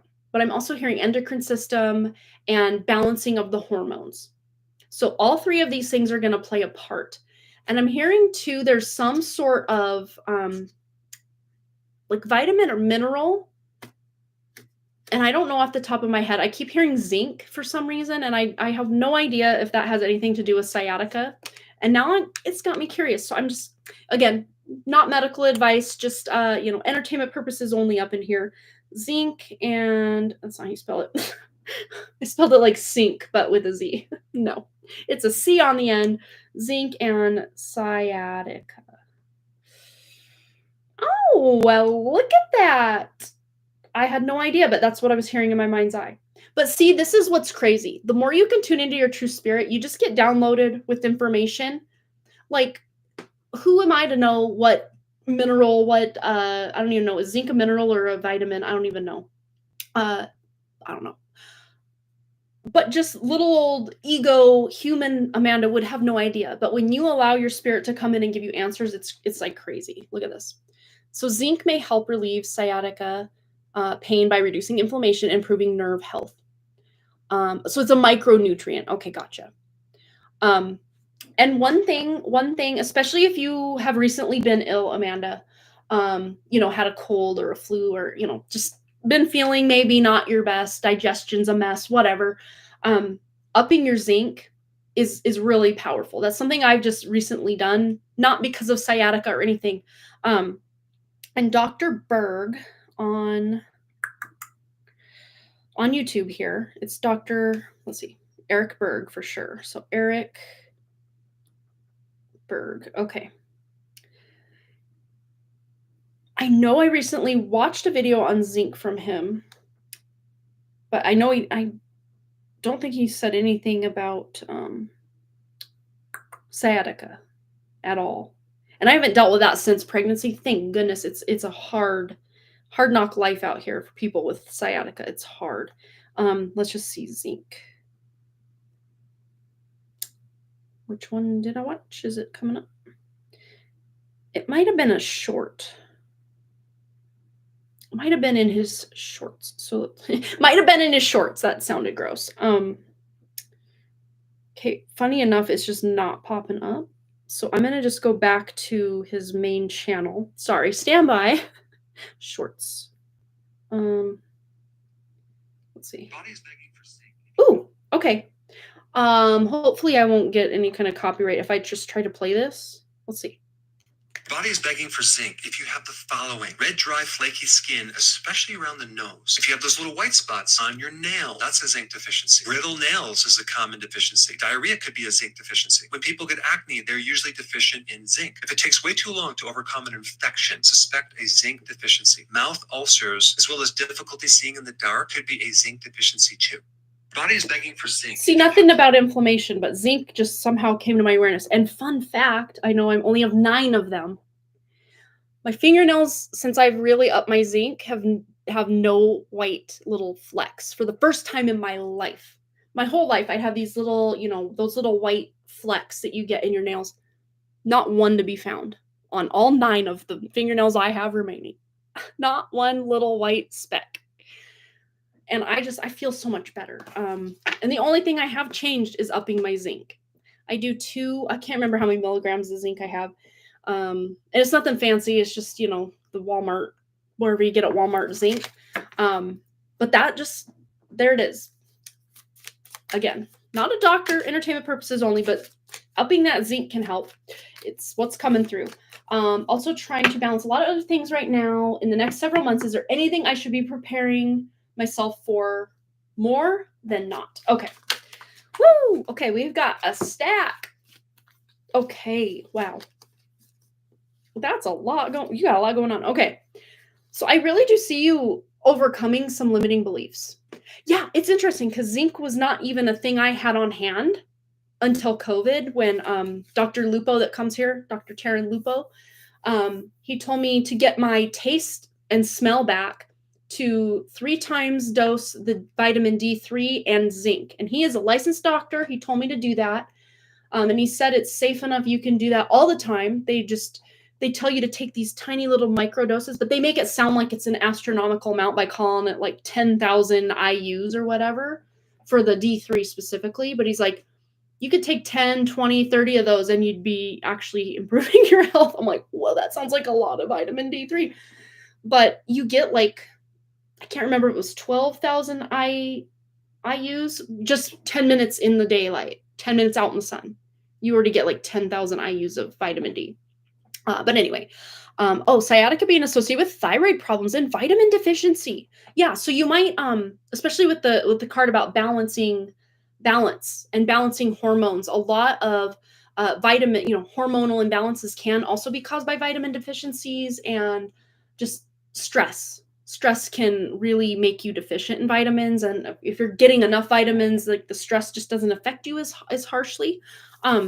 But it really feels to me, Amanda, like you are overcoming some limiting beliefs. There may even be a situation that's been playing out, or it feels more past than something you're stepping into, but something that's kind of playing out where you felt deceived by someone close to you, or like people leaving you out unnecessarily, or just being passive aggressive or mean unnecessarily. But I'm seeing a resolution with this energy here. This feels like, it feels very family related. We have 2 kings and a queen. So it feels family related, but this could just be people maybe just in your life that are older than you, where you're just feeling, I don't know if taken advantage of is the right word, but just not feeling seen for who you are. People just not getting it somehow. But I also do see there is some support in your life, especially like recognition. 2 cards about recognition. We also have this manifestation card popping in. But finally being recognized or rewarded. And there may be a few people I'm seeing specifically like in a work environment where people are like just giving you accolades or compliments, or like, yeah, good job today. Like, you're like, oh, I didn't do anything special. Okay. you know, you're just seeing a more positive interaction with people, especially moving out of this just feeling unseen, unheard, unacknowledged, unvalidated. You're moving out of this energy and just into feeling much more support, much more relevance. Like people, not that you need others outside validation, but sometimes when people are actually picking up what you're throwing down, it feels good. It feels good to be received in the proper way. Better, much better so than when you try to do the right thing and then someone craps on you about it and you're just like, can't you see I was trying to do the right thing and you don't even care? Like you're actually your energy is being received in the way you're intending it, which it feels like a major shift and a major win for you coming up. All right, is there anything else Amanda needs to know to prepare herself for more than not? Okay. So yeah, here come those limiting beliefs again, but it came out with the Empress. So it's almost like you are able to manifest, like just worrying about something somehow brings it into your, because you really are a really good manifester. All this manifestation energy coming into these readings tonight. I love it. But it's like you really are a powerful manifester. It's just a lot of times you manifest what you don't want because the struggle is real when we kind of get into these thought spirals and worrying about things. And especially if you're dealing with that sciatica, you're like, well, is today going to be a good day or am I going to be struggling with this again? And it's like, the more you hyperfixate, and I know, don't get me wrong, we all do this because especially when you're in pain, you have no choice but to drop everything and pay attention to that pain. But as sometimes when we really feel into that pain, I always like to ask my pain, what are you trying to tell me? And that's how I started the reading. I'm like, what is this pain trying to tell her? And it's like, let's bring some balance back. So there's a need for balance, work-life balance, spending time with others versus spending time with yourself, doing things for others versus doing things for yourself. There's this need for more balance, and that will help alleviate some of this pain. And of course, the zinc came through as well. But, asking the pain, what are you trying to tell me? What are you trying to show me? What is it I need to know? And then let's move it along, because I don't need to sit here in this pain anymore. Amanda's the last one on the list, Amber, so we would go right into your reading after this if you want to do that. At least that's what I think it is. Last I checked. Yes, we're still up to date now. Amanda's last donation so far. But with this coming out, it's like you are a really big, amazing, awesome manifester. It's just about shifting that focus. Again, instead of focusing, I know it's more the 5 of Cups that's like focused on the lack rather than the beauty behind, but it's like these people are also not quite getting it because the sanctuary they're seeking is right there.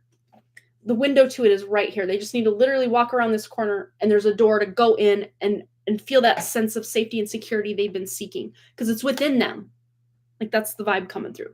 Is like, so when you can shift that, limiting belief or thought spiral of negativity about what that person said, how I'm in pain today, this other thing over here, and yes, acknowledging this is, let's be clear here. You can acknowledge, okay, it feels like a dumpster fire out there today. Not gonna lie, it feels that way. So you can allow yourself to feel that dumpster fire. Warm your hands on it, roast a marshmallow for a moment, just have a moment with it. But we're not gonna camp out there, for the whole season.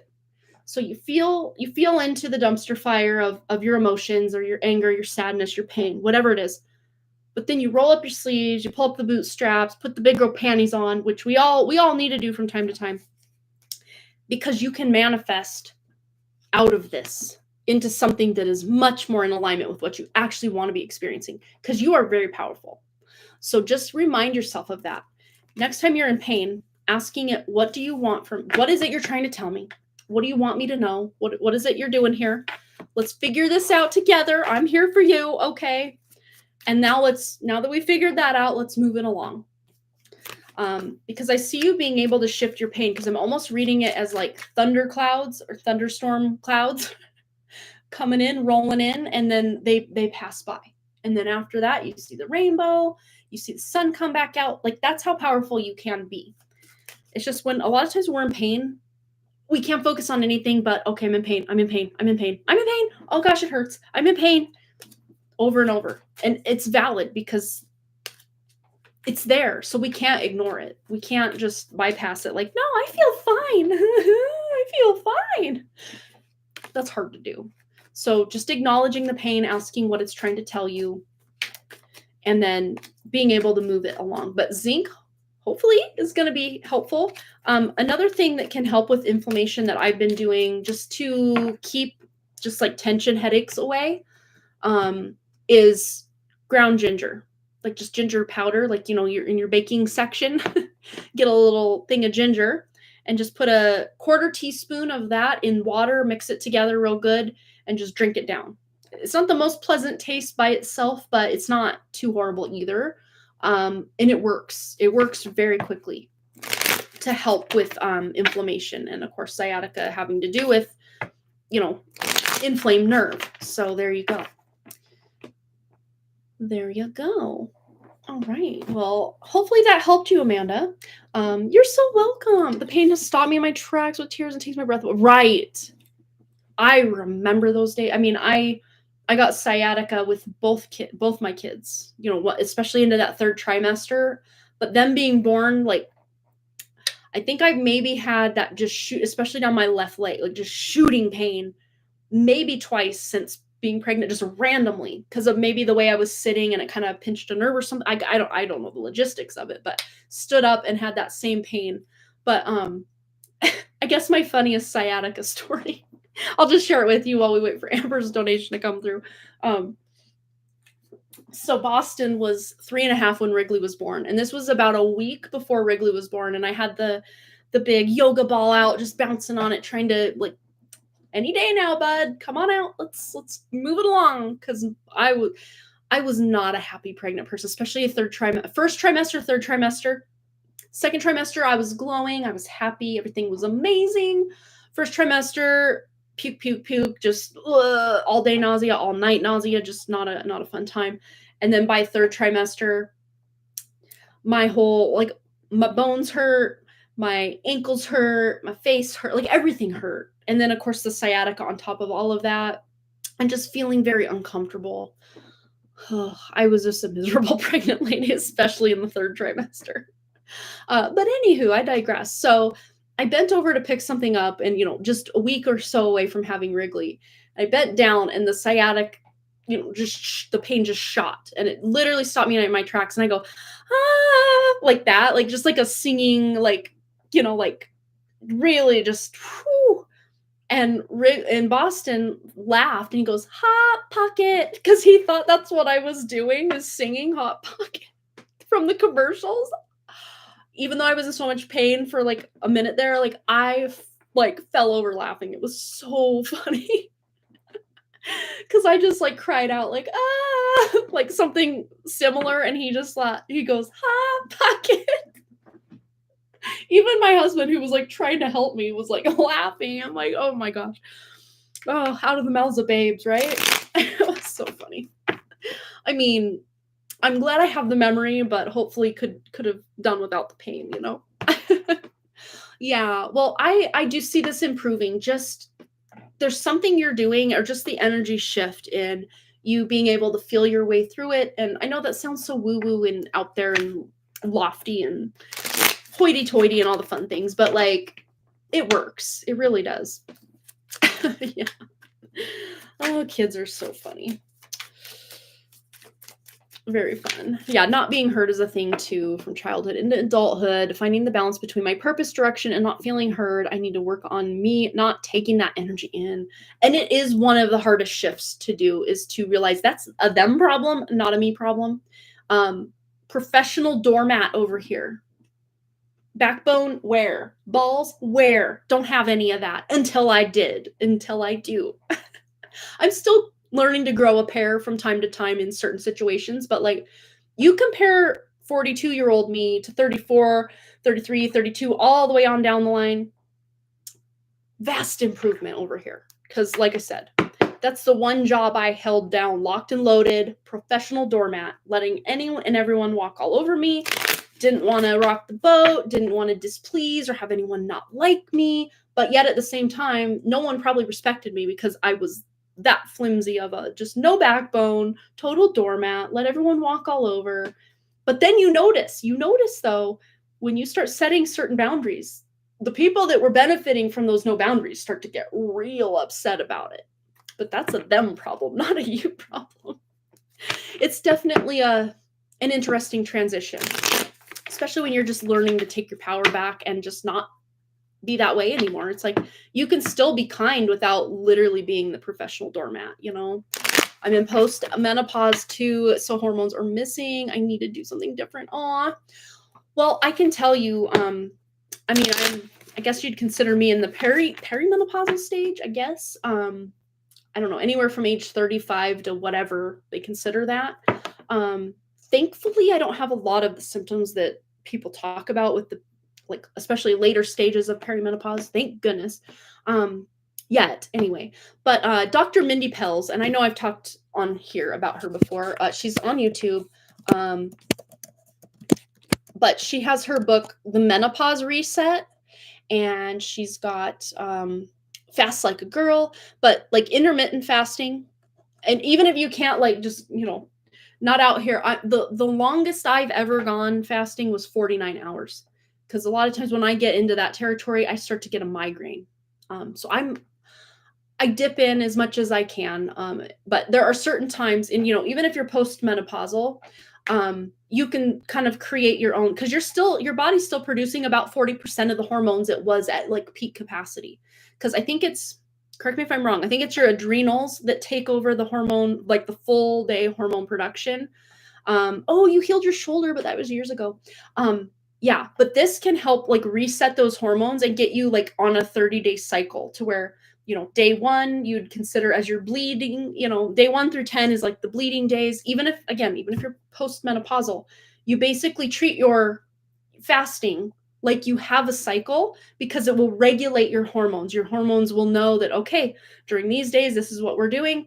These are the hormone feasting days where we, you know, get to have more carbs and we're building, we're doing this, because you're still producing all those same hormones just at a lower capacity. But that's like the myth. Like, I mean, I knew almost nothing about menopause until probably this last year. And it's just like the dirty little secret no one talks about. And it is such a, you know, think of all the energy, Amanda, just think of this. And any of my other, you know, peri, post, whatever menopausal women out there, or if you're going to head into those years eventually, listen up. You know, how much of your body's production for, you know, since age, you know, whenever you had your first period through, you know, those menopause times, how much of your body's efforts just went to the cycle, you know, the lining, building up, the ovulation. Oh, this egg isn't fertilized, let's shed it, like over and over and over and over again for some of us 40 years or more, right? You know, depending, you know, when you first got it and when it stopped coming in. That's a lot of your body's life force energy going to these cycles, these systems. But that energy is, you know, you're still producing at about 40%. So, I mean, it didn't completely go away, but 60% of what your body just of that specific thing that your body was doing, the energy that, you know, access to your life force didn't just go away. But that's why women kind of going into the postmenopause, like society and mainstream media, they just want to like sweep them under the rug, put them up on a shelf. Oh, you're good for nothing now that you're over this age, you know, over 30 these days. Oh, you're good for nothing. It's like, you want to know why? Because that's when a woman fully comes into her power. And there's nothing scarier for the patriarchy than a woman post-menopause that knows her worth, her power, and is spiritual. Watch the F out. Especially if these women start gathering together. And remember, this demographic of women are the ones living the longest. No wonder they want us all totally, you know, distracted and sick, and there's so much power. You're in a really amazing and completely underrated, undersold, undercelebrated time in your life. Like, I'm truly just learning or knowing now what I've learned about menopause, like I'm actually like, can we get there? Like, let's do this thing. I'm ready. Because there's just this alchemical amazingness to that, cycle of your life, or that period of your life. Cycle and period. Find better words, Amanda. No puns intended. That's funny. I did not mean to say that. I'm like, oh, cycle. That's 2 period like, and then I'm like, oh, period in your life. But why? Why are these words so interchangeable? Probably because there's a reason for it. The maiden, the mother, and the crone. The crone is the most powerful archetype of all. And fun fact, any of those archetypes have access to any of the other archetypes at any life stage. They really do. Because especially when you are that crone, you've been through all those other life stages. That energy is still within you. You still have access to that energy, which is a very scary thing for the patriarchy and the matrix. So just know that once you've stepped over the threshold from perimenopause into postmenopause, you have graduated from something that was very difficult. Not to say menopause isn't also difficult, because again, they've given us no tools, no resources, or very little. It's just these amazing people who are like pioneering the whole minefield of menopause that are finally shedding light. Shedding, no pun intended. Shedding of the lining. Yeah. All right. Gotta break the stigma. That's for sure. Yeah. Because there is such a stigma. Like, oh, you're in menopause? Like, no, you're in menopause? Like, that's amazing. Like, yeah. It's just the way that they've got us celebrating youth and, all of this, like, oh, you're like mid-20s is like your peak. It's your prime. It's your most amazing. But like, I don't agree. I really don't. And I actually like how I look now a lot better than I looked then. And I, especially like right here on me is not so, I had a chubby face. I don't know. I'm sure most people would have looked at me and like, you don't even have a chubby face. But you know how you kind of get in your own head about like, oh, my nose is too big, or my ears stick out too much, or my butt's a little too flat, or whatever the case may be. We've all got our thing. I always thought, like, especially right here, my cheeks were just too filled out. Well, now that I've lost some of that fat, just the natural process of growing older, I actually much prefer my face structure and shape now than I ever have. So I would say over 40 has been a gift for me anyway. Maybe not everyone else out there, or the grand majority, but for me, it's improving, I think. Self-education is power, and you won't find the truth following society or our government. That is hands down 100% truth being spoken right there. That is for sure. I always thought my jaw was weak, but now I get so many compliments. Oh, that's so amazing. Yeah, I used to get compliments. There was this one friend of mine. He's like, you have the sexiest jaw. I'm like, what does that even mean? Isn't that something people say about like, oh, he's got a chiseled jawline? I'm like, what does that even mean? I mean, I guess on these sides, like my jaw has always been like, I used to say I had a Jay Leno chin too, because it used to be much more, you can kind of see it from the side, like a butt chin. My mom's cousin Clyde, who passed away, I guess it was almost 2 years ago now. Wow, it's so long ago. He was so cool. But he had such a cleft in his chin, and I get that from my mom's side. My mom also has that, slightly more than mine, but I actually want mine to come back in more.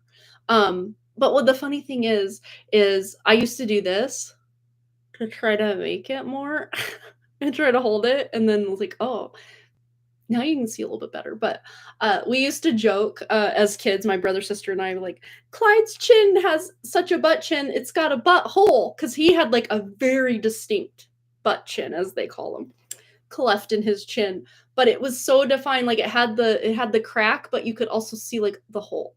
Oh my gosh, we were so bad. Like, we never said it to his face, obviously, because that's mean, but like it was just a funny joke. But I love that. I think that's so cute. I wished mine was more defined than it is. I mean, I can barely see it. I think it did stand out better when my face was more full, but yeah. Oh, very interesting. Okay, Amber has donated. Let's timestamp for her. All right, so we are time stamping for Amber. So we are at 154.47. The later these live streams go, the more inappropriate I get, apparently. Oh, I gotta write her name so I know whose timestamp. Okay, perfect. So let's go. Okay. All right, so we are heading over to Amber's question. Take a quick drink of water to clear all the yucky out of my throat real quick. All right. Okay, so anything that true, pure, organic source wants to bring forth. Okay, so do you want me to also read your other question? Well, it's the same question pretty much, but yeah, beaten down by your family, hurting in my spirit right now, almost cursed him and then realized I should know better after so much work. Thank you. Aw. And that's the thing. Let's just put this out here as kind of a public service announcement for everyone who's still listening or will maybe watch the replay. If people even watch this far into a replay, I have no idea. I don't think they do, but if you're here randomly, hey, it's maybe not so randomly. Public service announcement. Okay. The thing that's going on has recently been going on pretty much since the election, pretty much since COVID, pretty much since you keep going back through history. There's always some big crisis thing going on in the collective. And a lot of us, random people just living our lives, trying to make a dollar, do a thing, put food on the table, love our families, are just out here existing, being, and trying to mind our own business and do our thing. But somehow all this negativity, it's like a feeding frenzy out there right now. Think of blood in the water in a shark-infested waters. That's what we're dealing with, energetically speaking, with so many of these shifts. And the fact that when I tune in, and I mean, maybe you get a different answer, but I see that the astral realm has pretty much merged with this current realm. It's on and popping. Constantly, I'm seeing people walking around in my house. I tune in. That's what's interesting, though, because I tune in because I since a child, I can sense when there's an entity in the room or attached to someone. Like, it's just been a thing I can do. These are not entities as I would call an entity that is an actual spirit walking around trapped or needing help or whatever, or just looking to feed whatever, because entities have spirits too. Not all, but some, many do.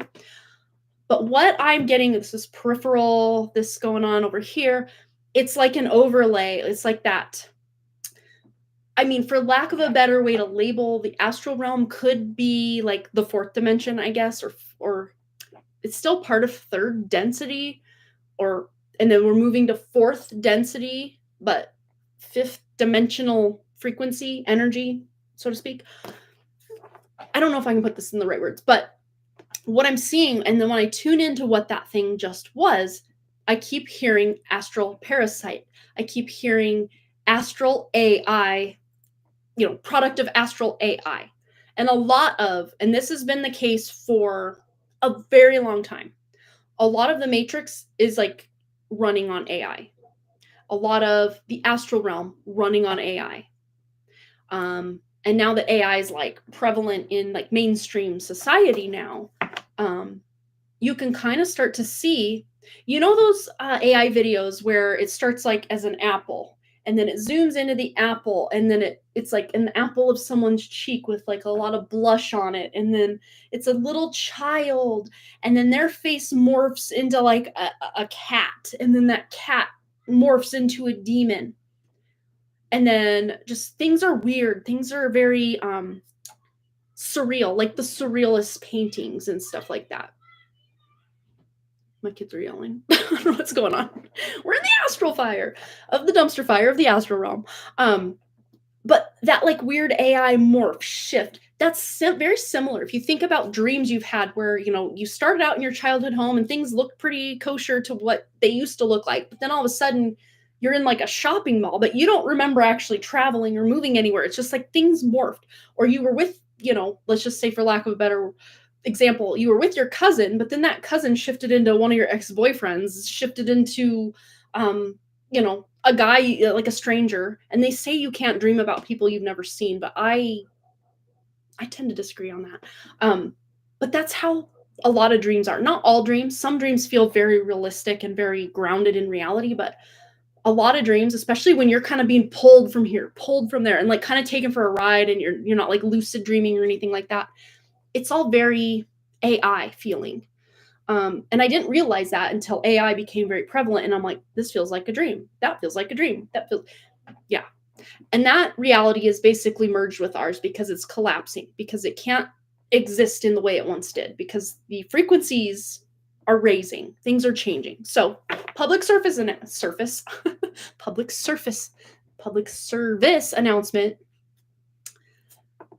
It's crazy out here. Or as they say in the old 90s rap songs, it's hard out here for a pimp. A lot going on. And that's something, yes, a lot of unknown people in your dreams, especially last nights. Okay, I was just gonna say that too, is especially this unknown people. Most of the people I've been being around me in dreams are people I have never met in this world. They don't even look like anyone I know or a celebrity, or like they're just unknown people to me, but like somehow in the dream, like I talk to them. Not like I'm like, hey, Gary, what's up? But like I'm interacting like, hey, where is the library? Or, like I'm interacting with these people. But they're not people I know in like waking life. Or, like people have dreams about, cartoon characters or celebrities or, whatever. They're not like pop culture icons of any kind. They're just random people. But again, this is because there's like this weird merging of our reality and the astral realm. And I've been forgetting for probably maybe at least 5 days out of the week this past month. I keep forgetting to put my protections around me to not go to the astral realm, but instead to connect to my spirit and allow my spirit to direct my consciousness where I need to go, not where I want to go. Because that's sometimes a fun thing, is like, ooh, it'd be fun to do this, it'd be fun to do that. But instead, I kind of just let my true spirit. It's like, no, you need to be here, you need to be there. They know better than I do, right? But the nights that I forget to put those kind of boundaries or protections around myself are always the nights I find myself in the most random of backwoods places, or weird, lots of like dilapidated like shopping malls and like houses that feel like you go in one room and then another room and then and I'm always having to like fill my backpack of my stuff that somehow is in this random location. And the more I put in my backpack, it's like the more stuff just starts to pile up. I'm like, well, that's mine, that's Boston's coat, what's that do? And I'm like trying to fill my backpack of stuff, but like the more I put in, the more there's still to put in. Like so many of these types of dreams have been coming up lately. But to me, it's almost like we are literally shedding density, right? And these dreams are trying to get us to pack it back on somehow. But every time I've had a dream like that in the last couple weeks, I clear it. I'm like, whatever it is that I picked up in that dream, I rebuke it, because I don't get a good feeling when I wake up. And it's such a stressful dream of like, your stuff weighing you down. It literally does feel that way at times, especially in these dreams. I'm like, it never crosses my mind like, hey, do I even really need this crap? Like, that's a toy I had in childhood, which in the dream, it's a toy I had in childhood. But then when I wake up, I'm like, I never had that toy in childhood. Why did in the dream I think I had that specific toy in childhood? It's not even a toy I've ever seen, but it's like my dream self is like, oh, that's a toy I had in childhood. Let me bring that with me. It's like, no, I'm taking the more symbolic approach to this. Is no, my physical human self and spirit are working together to shed density. One of the quickest ways you can shed your spiritual, and physical personhood density is to get rid of random crap in your house you don't use, because I don't know how to explain it. But when I did that KonMari method in early 2016, my whole spiritual awakening just popped right the F off. So there's a lot to be said about just physically decluttering your life. If you can't like physically declutter your body or your emotions or your mind, just start in the physical, kind of work your way backwards. You know how things happen first in the spiritual, then the mental, then the emotional, then the physical. Well, sometimes if you don't know where to start, our best place as humans is to start in the physical, just decluttering in the physical. Yeah. Oh, so true. I was either visiting their house or they were inside a space I was in. I forgot both the days to state and intend not to be there in the astral. Yeah. Oh, and I keep having dreams where I'm breaking in. Not like I'm like breaking a window or like the door's open. I just or it's closed, but it's unlocked. So I just like turn the door and I go in. And I was like rearranging this person's knickknacks, and then before I knew it, like a whole bunch of stuff in the house had been messed up and the people were coming home. And again, people I don't know. People I don't know. And why I'm even there in the beginning or in the first place, I have no idea. But I'm like panicking and I like run out and I run it to the one thing that I actually did recognize in the dream was my old Ford Explorer that I used to have. And it's parked like down the way, but I'm looking for it and it's not there anymore. Like it had been moved. It's like in the video game, like you park, like in Grand Theft Auto or something, you park the car and then you go in, do the thing, and you come back out and the car just spawns somewhere else instead or just disappeared. It's like, where'd it go? Um, and then the other, like right after that dream, and the police had showed up, like, okay, well, this person's gonna spend the rest of their life in prison. And I'm like, me? I didn't even do anything. I tried to like clean up whatever happened while I was in there. But then I was in this place. It was very boho chic. It was very like pillows and like beds everywhere. Like not in like a not in like a creepy way with beds, but there were children and there were like these like fun hammocks like hanging from the like ceiling that the kids could like hang out and play in. And this little like probably toddler age baby runs up to me and like throws her arms around me like been waiting for you. But the kid couldn't like didn't have the speech to be able to talk, and it's not like we were talking telepathically either, but I could just tell she was really excited to see me, even though I was a literal stranger that just literally opened the door and came into her house. And then there was, for some reason, I knew that the lady that was there was their nanny, and there were like 3 other older kids, 2 girls and a boy, and they hadn't seen me yet. But when they finally did see me, they seemed really excited to see me for some reason too. But then when the nanny came in the room, I like hid behind the chair and I'm like, I felt, not during the dream so much, but when I woke up, I felt like I was on a rescue mission. Because I needed to go in and do something and get out. But I didn't take the kids, it's not like kidnap the kids in the dream or anything like that. But like I just felt like I was on a rescue mission when I woke up. I'm like, what was that? But again, breaking into random houses during my dreams, like what's going on? Very weird. I'm going to get back to your question, but I needed to do this public service announcement about just the dumpster fire of energy out there and how it's, especially if you're not very awakened or not very conscious of how energy can affect you, you're just going to be in a bad, pissy mood and just bite everyone's head off around you. Like I'm getting especially that vibe from your husband. It's like he's just picking this energy up and then it's just right there for the taking when he's back in your energy again. But yeah, I do the protection on all the time, every night. Yeah. I've seen these things. Yeah, especially when your consciousness, like I notice it mostly when I'm like really hyper focused on something, like because your focus, your awareness is very busy to where the periphery is just like wide open. Or like in the night when I wake up, to use the bathroom, like shadows, and I'm like, usually I'm like, oh hi, this different spirit. Like funny enough though, the like actual spirit entity activity has just completely just dried up around here, which is good. The feng shui or vastu shastra of my house design, it's just by design. You open my front door and it's like a split level. So there's kind of this weird hallway with a wall, like a half wall in front of you when you come in. But then right kind of like beyond that wall, there's the first split level, a little teeny landing area, and then the next split level to go upstairs, fully upstairs.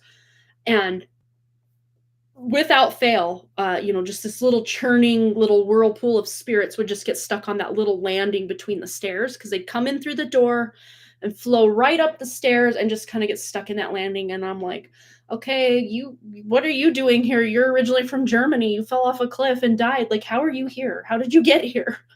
And then this other guy and just so many just random things. But it's been crickets. I haven't had to remove any entities or, just earthbound spirits or any of that in months around here.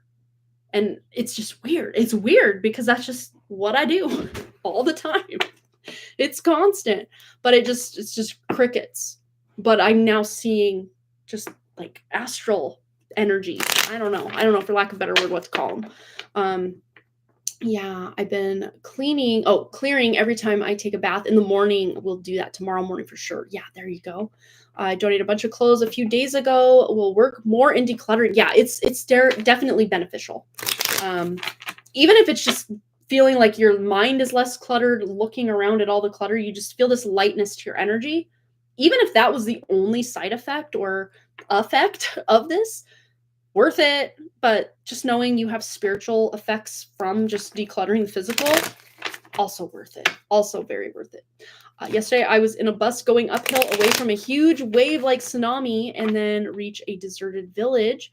Then again into a lady's home who was living in a home on a cliff next to the same ocean and sea. Oh, interesting. Oh, that's funny. I was just talking about this guy. My most probably memorable ghost entity, whatever you want to call him, that's been at my house was this guy from Germany that fell off a cliff. He literally was out hiking and fell off a cliff and died. And I'm like, well, how did you get here? He's like, I just came here. I'm like over the ocean, like you just. He's like, well, kinda, but not really. Like it's more, the way they travel is more like teleporting, I guess. I don't know. That's what I gathered, but he was very interesting. And that was back in like 2017, 2018, somewhere in there. He was probably the most memorable because he just wanted to hang out and chat. It was very funny. It's like, oh, I kind of want you to go because this is my house. And I mean, it's cool that you're here for some time, but time to move on. Oh. Yeah, it's very interesting. Yeah. Then I saw before that a huge tree that was very dark, random people flying out of it, etc. The other day I saw me in a weird room and then suddenly received news of my brother in an accident. Oh my God, we get them constantly through portals through. Oh yeah. Just saw a shadow outside my door when you mentioned him. Oh my gosh. Wow. Okay. Public service announcement. Hopefully that was received. Let's get into your question. Because it's like, what, 10:13 there? You probably want to get to sleep at some point. So let's get going here. And I timestamped the public service announcement. Maybe I should also timestamp the start of the actual reading, but I'll timestamp both in the comment. But 2/12/20 actual reading. Because we went off on a tangent.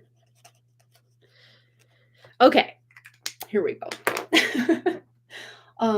But what we were just talking about, very relevant to your question still. So it is technically part of your reading, but also public service announcement. Free webinar for everyone else out there. Because it's very relevant to all of us, really, what you're going through here. But let's just see. Anything true, pure, organic source spirit wants me to know I'm beaten down by your family. I'm hurting in my spirit right now. I almost cursed him, then realized I should know better after so much work. Thank you. Okay.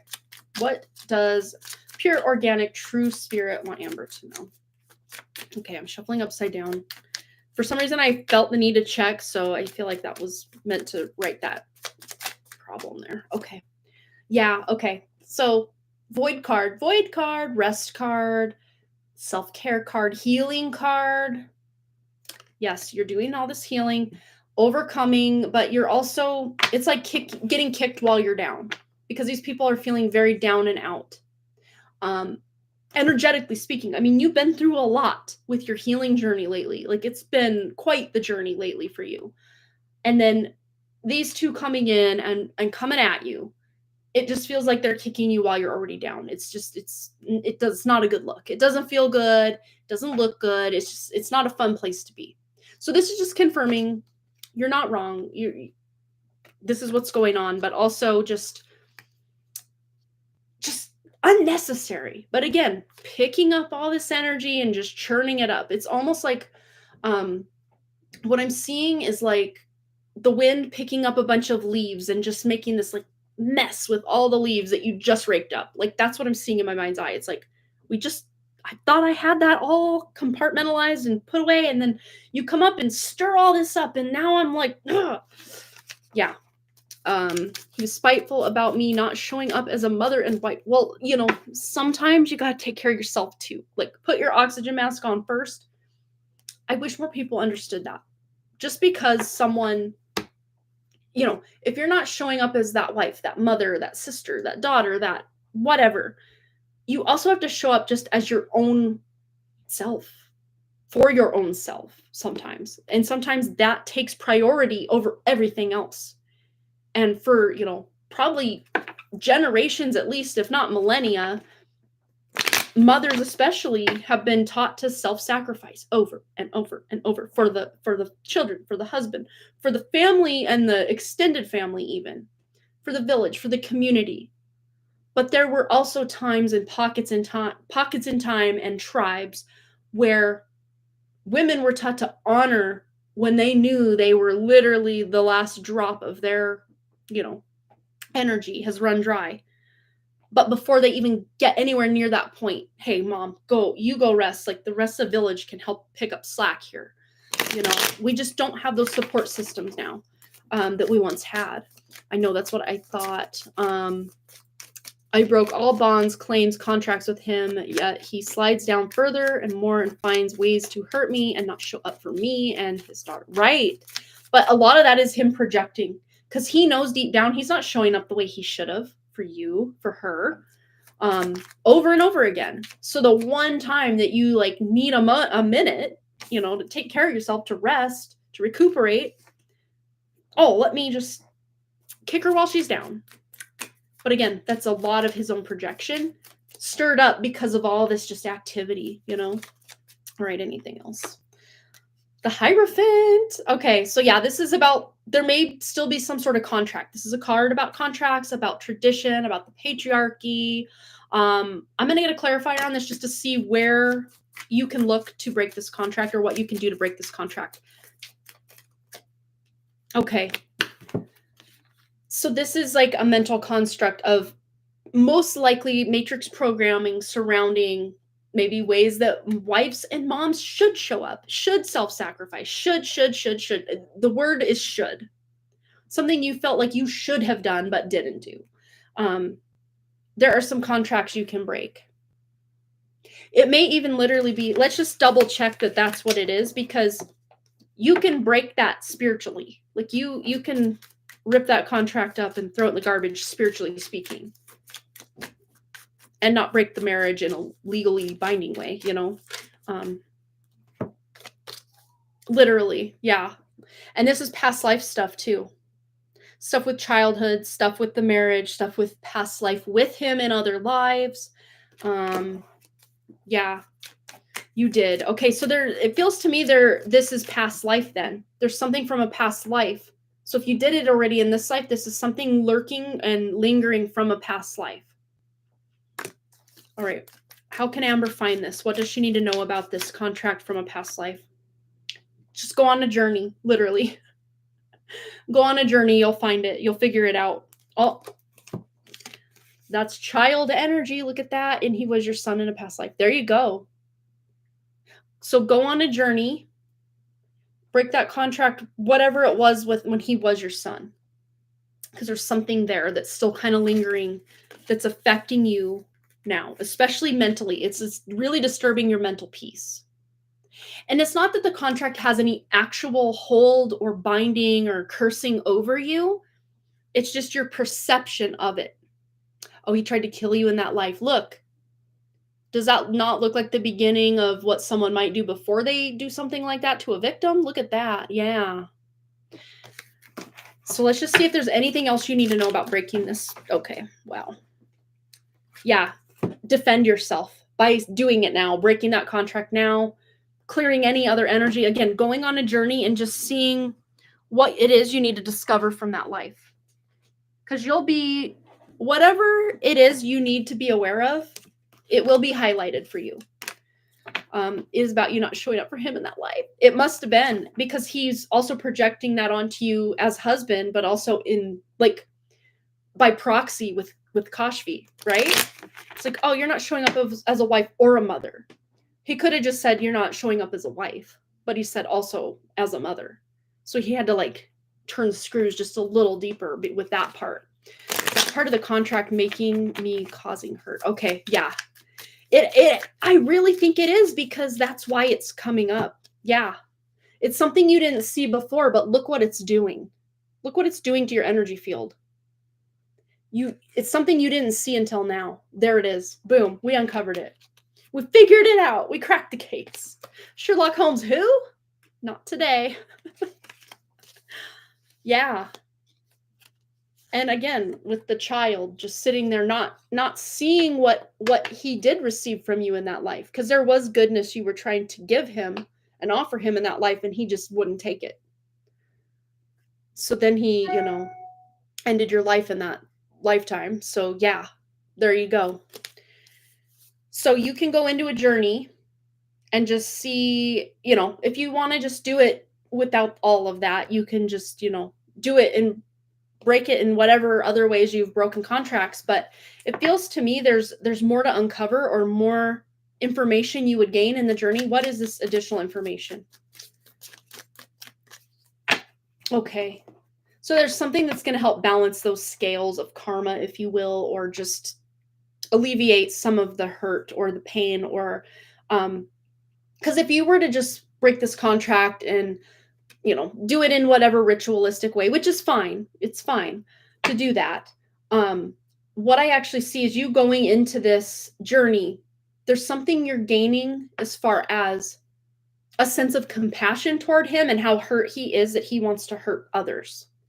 And in that life, he took it to the extreme for sure. So there's something you may be gaining, again, that you just can't see it now. You're kind of touching on the what needs to fix or be fixed here, or, contract destroyed, whatever, but the how. This is especially about your power, because look, the yellow, very solar plexus energy. So there's something about you taking your power back during this journey. Is it about his mother? Let's just see if there's anything with his own mother in this life that's affecting how he's treating you as well. Because absolutely. He didn't get the nurturing he needed, which feels kind of like a theme for him. Because when you're not nurtured, you don't know then how to nurture. It's not in his nature to be nurturing as much as he could have been if he was nurtured. You know what I mean? I know he's hurt from inside. I know it has repeated for him in this life, as his father did the same. Yeah. Oh, I dropped a card. Yeah, he felt very isolated, very alone. Even if surrounded by family, he still feels like no one truly understands or knows or gets him. Yeah. Which, that's sad, It's like, but it's no excuse for him to treat you the way he does. But it's still sad, You can have that compassion without fully leaning into your empath to allow narcissistic to just come in, yeah, totally. But yeah, I do see you being able to, just set that intention to break that contract from that past life, because that's what it is. It's just that, because what I'm seeing, this is very interesting, because what I'm seeing is, when there's a miscarriage or something, if there's even a teeny tiny little piece of that placenta left, the womb is just going to continue to cycle and bleed until that piece detaches and is flushed out. So it's like the wound just kind of stays churning until you can break that contract, relieve that karma that's just kind of like that little bit of placenta just hanging on there, so that you can just allow it all to flow out and heal and finally move to a new cycle. Very interesting. That's the visual I got for that. But that's what came through. So, yeah, that's what I say to the spirit, that he deserves better, and me too. Absolutely. Yeah. Well, Amber, I hope this was enlightening to get just that next little piece of the puzzle, because you're very powerful at doing this work. So don't ever think that, oh, well, maybe I did it. No, you did it. Whatever it is you witnessed or envisioned or, downloaded during these journeys, or just during setting your intentions using your imagination, that is reality. So whatever it is you're doing, you're making it happen. Just you saying, I demand that this contract be null and void right now, that is all you need to do. Truthfully, that is all you need to do. But for you, and just where you're at with your emotions and stuff, I feel like this journey would be best served to do this so you can go through all of, all the actions to know that this is done for yourself. I think I did a journey as a husband and wife to break the contract. Now I will do it as a parent and child with him. There you go. A burning bowl is another really powerful ritual or thing you can do to just clear it in one fell swoop. Just, I don't even want to think about it, don't want to talk about it, don't want to look at it anymore. Let's just be done. But I do feel for you, Amber, though, that the journey is probably going to be best suited because you'll get that closure. You'll be able to just close it out. As weird as this sounds, with someone who had a house fire, I also do. I love it's very destructive, but it's a very feminine force of just destruction and chaos. Even though it's interesting that they consider in astrology fire as masculine energy. I don't know. I get a very feminine vibe from fire. It is very dominating when fire's around. Watch out. Very masculine in that regard, but also very feminine in the purification that takes place. And Kali, the mother of just destruction and chaos, very feminine archetype. So it's like very interesting. Yeah. Just Google burning bowl ritual or burning bowl ceremony. There are many ways you can do it, but I guess the simplest way to go about it would be, let me grab what I got going on over here. I've got just this metal bowl, and you can, write out whatever your intention is and speak it out loud or just in your head, whatever feels most powerful to you. Light it on fire, watch it burn. That's probably the simplest way, but there's all sorts of other little things you can incorporate. Herbs, you can incorporate chanting, you can incorporate music, you can incorporate movement. There's so many things. It's such a creative thing. You could make it a whole thing. It is so powerful and unpredictable. You're so right, Brianna. I love that. All right, we did get another donation from Brianna, so we're gonna go into that and do that for breaking contracts. There you go. So that you could definitely do that, and then also do the journey to just see if there's any residual energy that you want to resolve or dispute in some way. Just go in and get messy with it because it's powerful. Journeying is also there's just so many good tools available to us that we, it's not even the sky is the limit. Our own imagination is the only limit. So if we don't feel very imaginative or creative, that's our only limit, really. You're so welcome. Absolutely. All right. So clear message or advice that I need from true and authentic spirit for Brianna. Let's just see what's going on.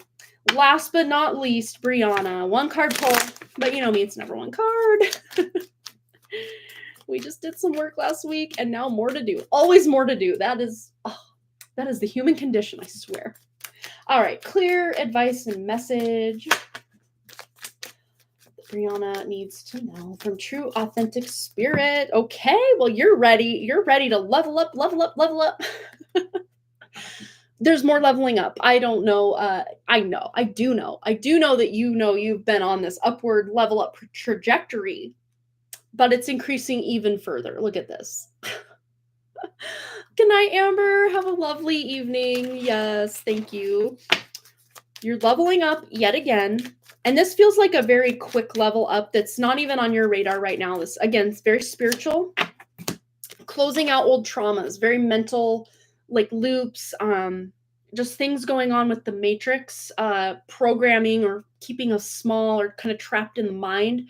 Instead of getting hung up in the mind, you're dropping down into your heart, dropping down into your womb, and making decisions from those spaces.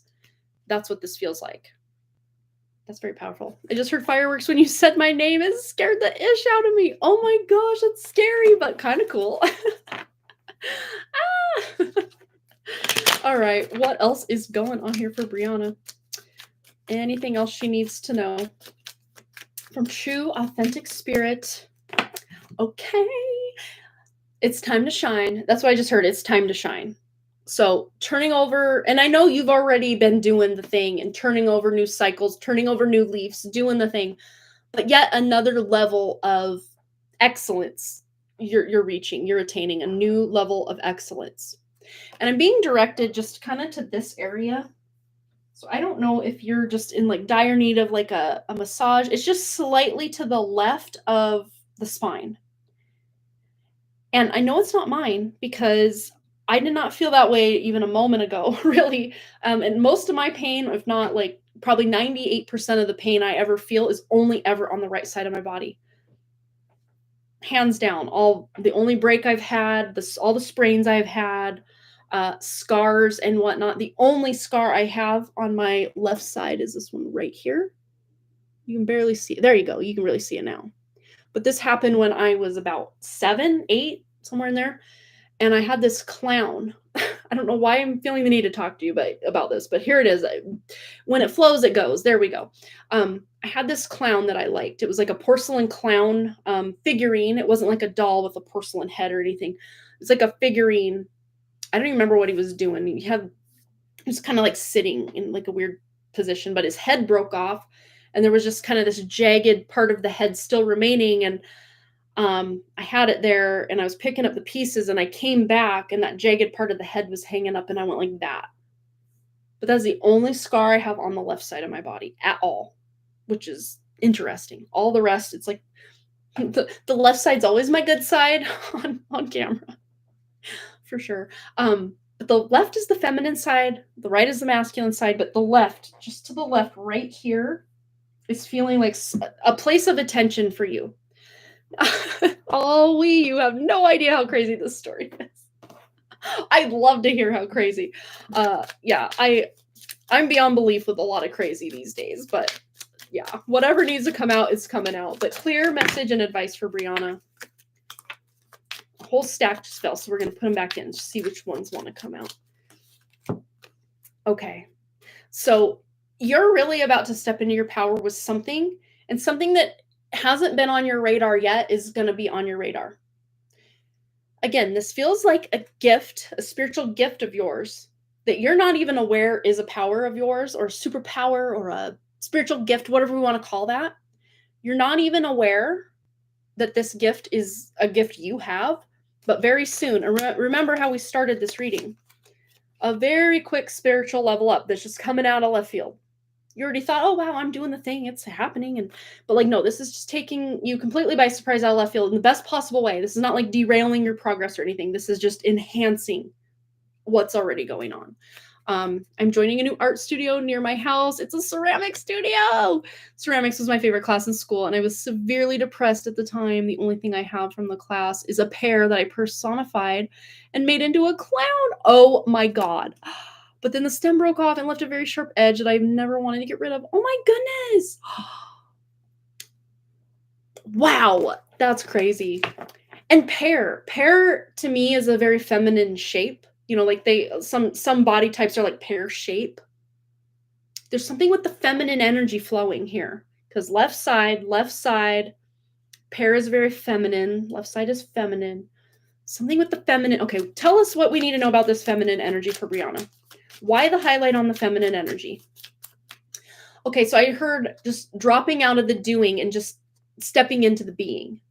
So yes, you're doing things when you're at the new art studio, but you're almost allowing the actions to flow because of the inspiration of the divine feminine. Yeah. Wow. Okay, so 9 of Cups. This is very just recognition, just feeling really good, feeling really just, I got chills too. So someone's recognizing all of your good work, good deeds. The devil is coming in. I'm not seeing this as like the traditional devil temptation. I'm just seeing the creative aspect of the devil. That's what's coming through, is the creative aspect of the devil, and how it is just this untapped, at times, creativity, just pure creativity at your disposal. And you may have trouble knowing where to direct all of this creative flow and energy.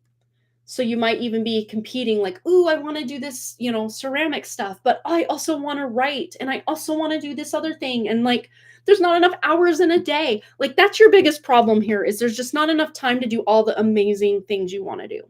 That's what's coming through with this combination here. Yeah, wow.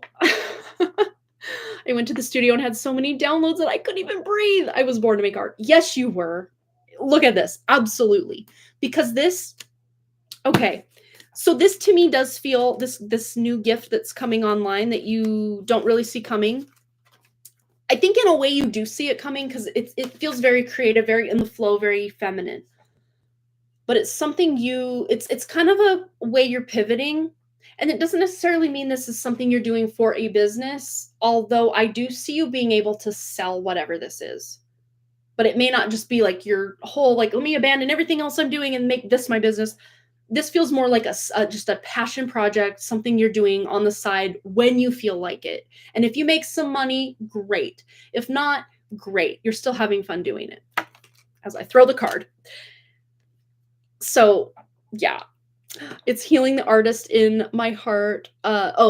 In me that went to sleep so long ago. Art is my wealth. It really is. I know if I make art, there are opportunities I will pour in, and my creativity has been wounded since my last art class. Yes! My online yoga studio, my mixology course, my outpour of art. It's really time for this. I felt like I have a lump in my throat and I can't get it out. Oh my gosh. Yes. All right. Anything else Brianna needs to know? Actually, we're going to go to the Money Moves Oracle. Anything else Brianna needs to know about all of this? Love life. Not your love life, but love life. Yeah. Free from problems and money troubles. Enjoy the passion of love. Love and be loved. And this is just life, falling in love with life and life loving you back. Yes, this can also be love life and, all the cherries on top of amazingness, but this feels this reading specifically, very self-centric. Not self-centered, but self-centric. Like, this is about you manifesting and creating your own happiness, your own wealth through art, through beauty, through your passion and your desire to make amazing and beautiful things. And not even for the sake of trying to impress others or make a dime, but like just to literally be in the flow of your creation. And we have investments. So investments made will have positive results that will bring prosperity. Invest wisely. And this is where you're, again, what do you even focus on? What do you even choose? You're going to learn to invest that time wisely. You're going to be able to know what to focus on. And hey, maybe once a week you're allowed to focus on just any random old thing. There are no rules here. You're the only one making the rules. But this is about where you spend your time and pay attention, because that is where your power lies. Is where your now moment, your awareness, your time, your money is flowing. What are you exchanging your attention and your time for? That's what this is. Wow. Amazing. Oh my goodness. Wow. Yes. This is so powerful. I love this. What a great way to end the live stream. Thank you for hanging out, Brianna. Thanks again for your donation. It's always a pleasure to read for you. You always bring the thunder and the fireworks tonight with your readings. Yes, I love it. That was so cool. Oh my goodness. I had chills again. So, Mama Monica is totally like wearing Brianna's #1 fan t-shirt, in red, her favorite ruby red color. Just in the cheering section, front and center. Blue and orange sirens in my face right now. Oh my gosh. Wow. That's crazy. Oh my gosh. Yeah, Spirit is extra special tonight. I love it. Amazing. Well, thanks again for the donation. And we're going to be ending. It's about 2 hours, 38 minutes into the live. So should probably go, and I can still hear my kids talking amongst themselves in their bedroom. So I need to make sure they get some shut-eye very soon. You're so welcome, Brianna. Absolutely. But thanks again, you guys, so much for all those likes, comments, shares, subscribes, donations, and all the things. And I really, truly do hope to see each and every one of you right back here at Harmony Portal Tarot Live on Friday. Oh, thank you for hanging out. Absolutely, Jessica. And Friday it will be the donation-only live stream that we do every 2 weeks or every other Friday. That time has come yet again to do that on this Friday. So we're going to be doing that at 11 a.m. Mountain Time. And those of you that, want to, you can donate right before the live stream. And then that way you're whatever donations, the order I receive them in will just pop right in and just boom, boom, boom, hit each one. And then when the donations run out, we'll just dip out. So yeah.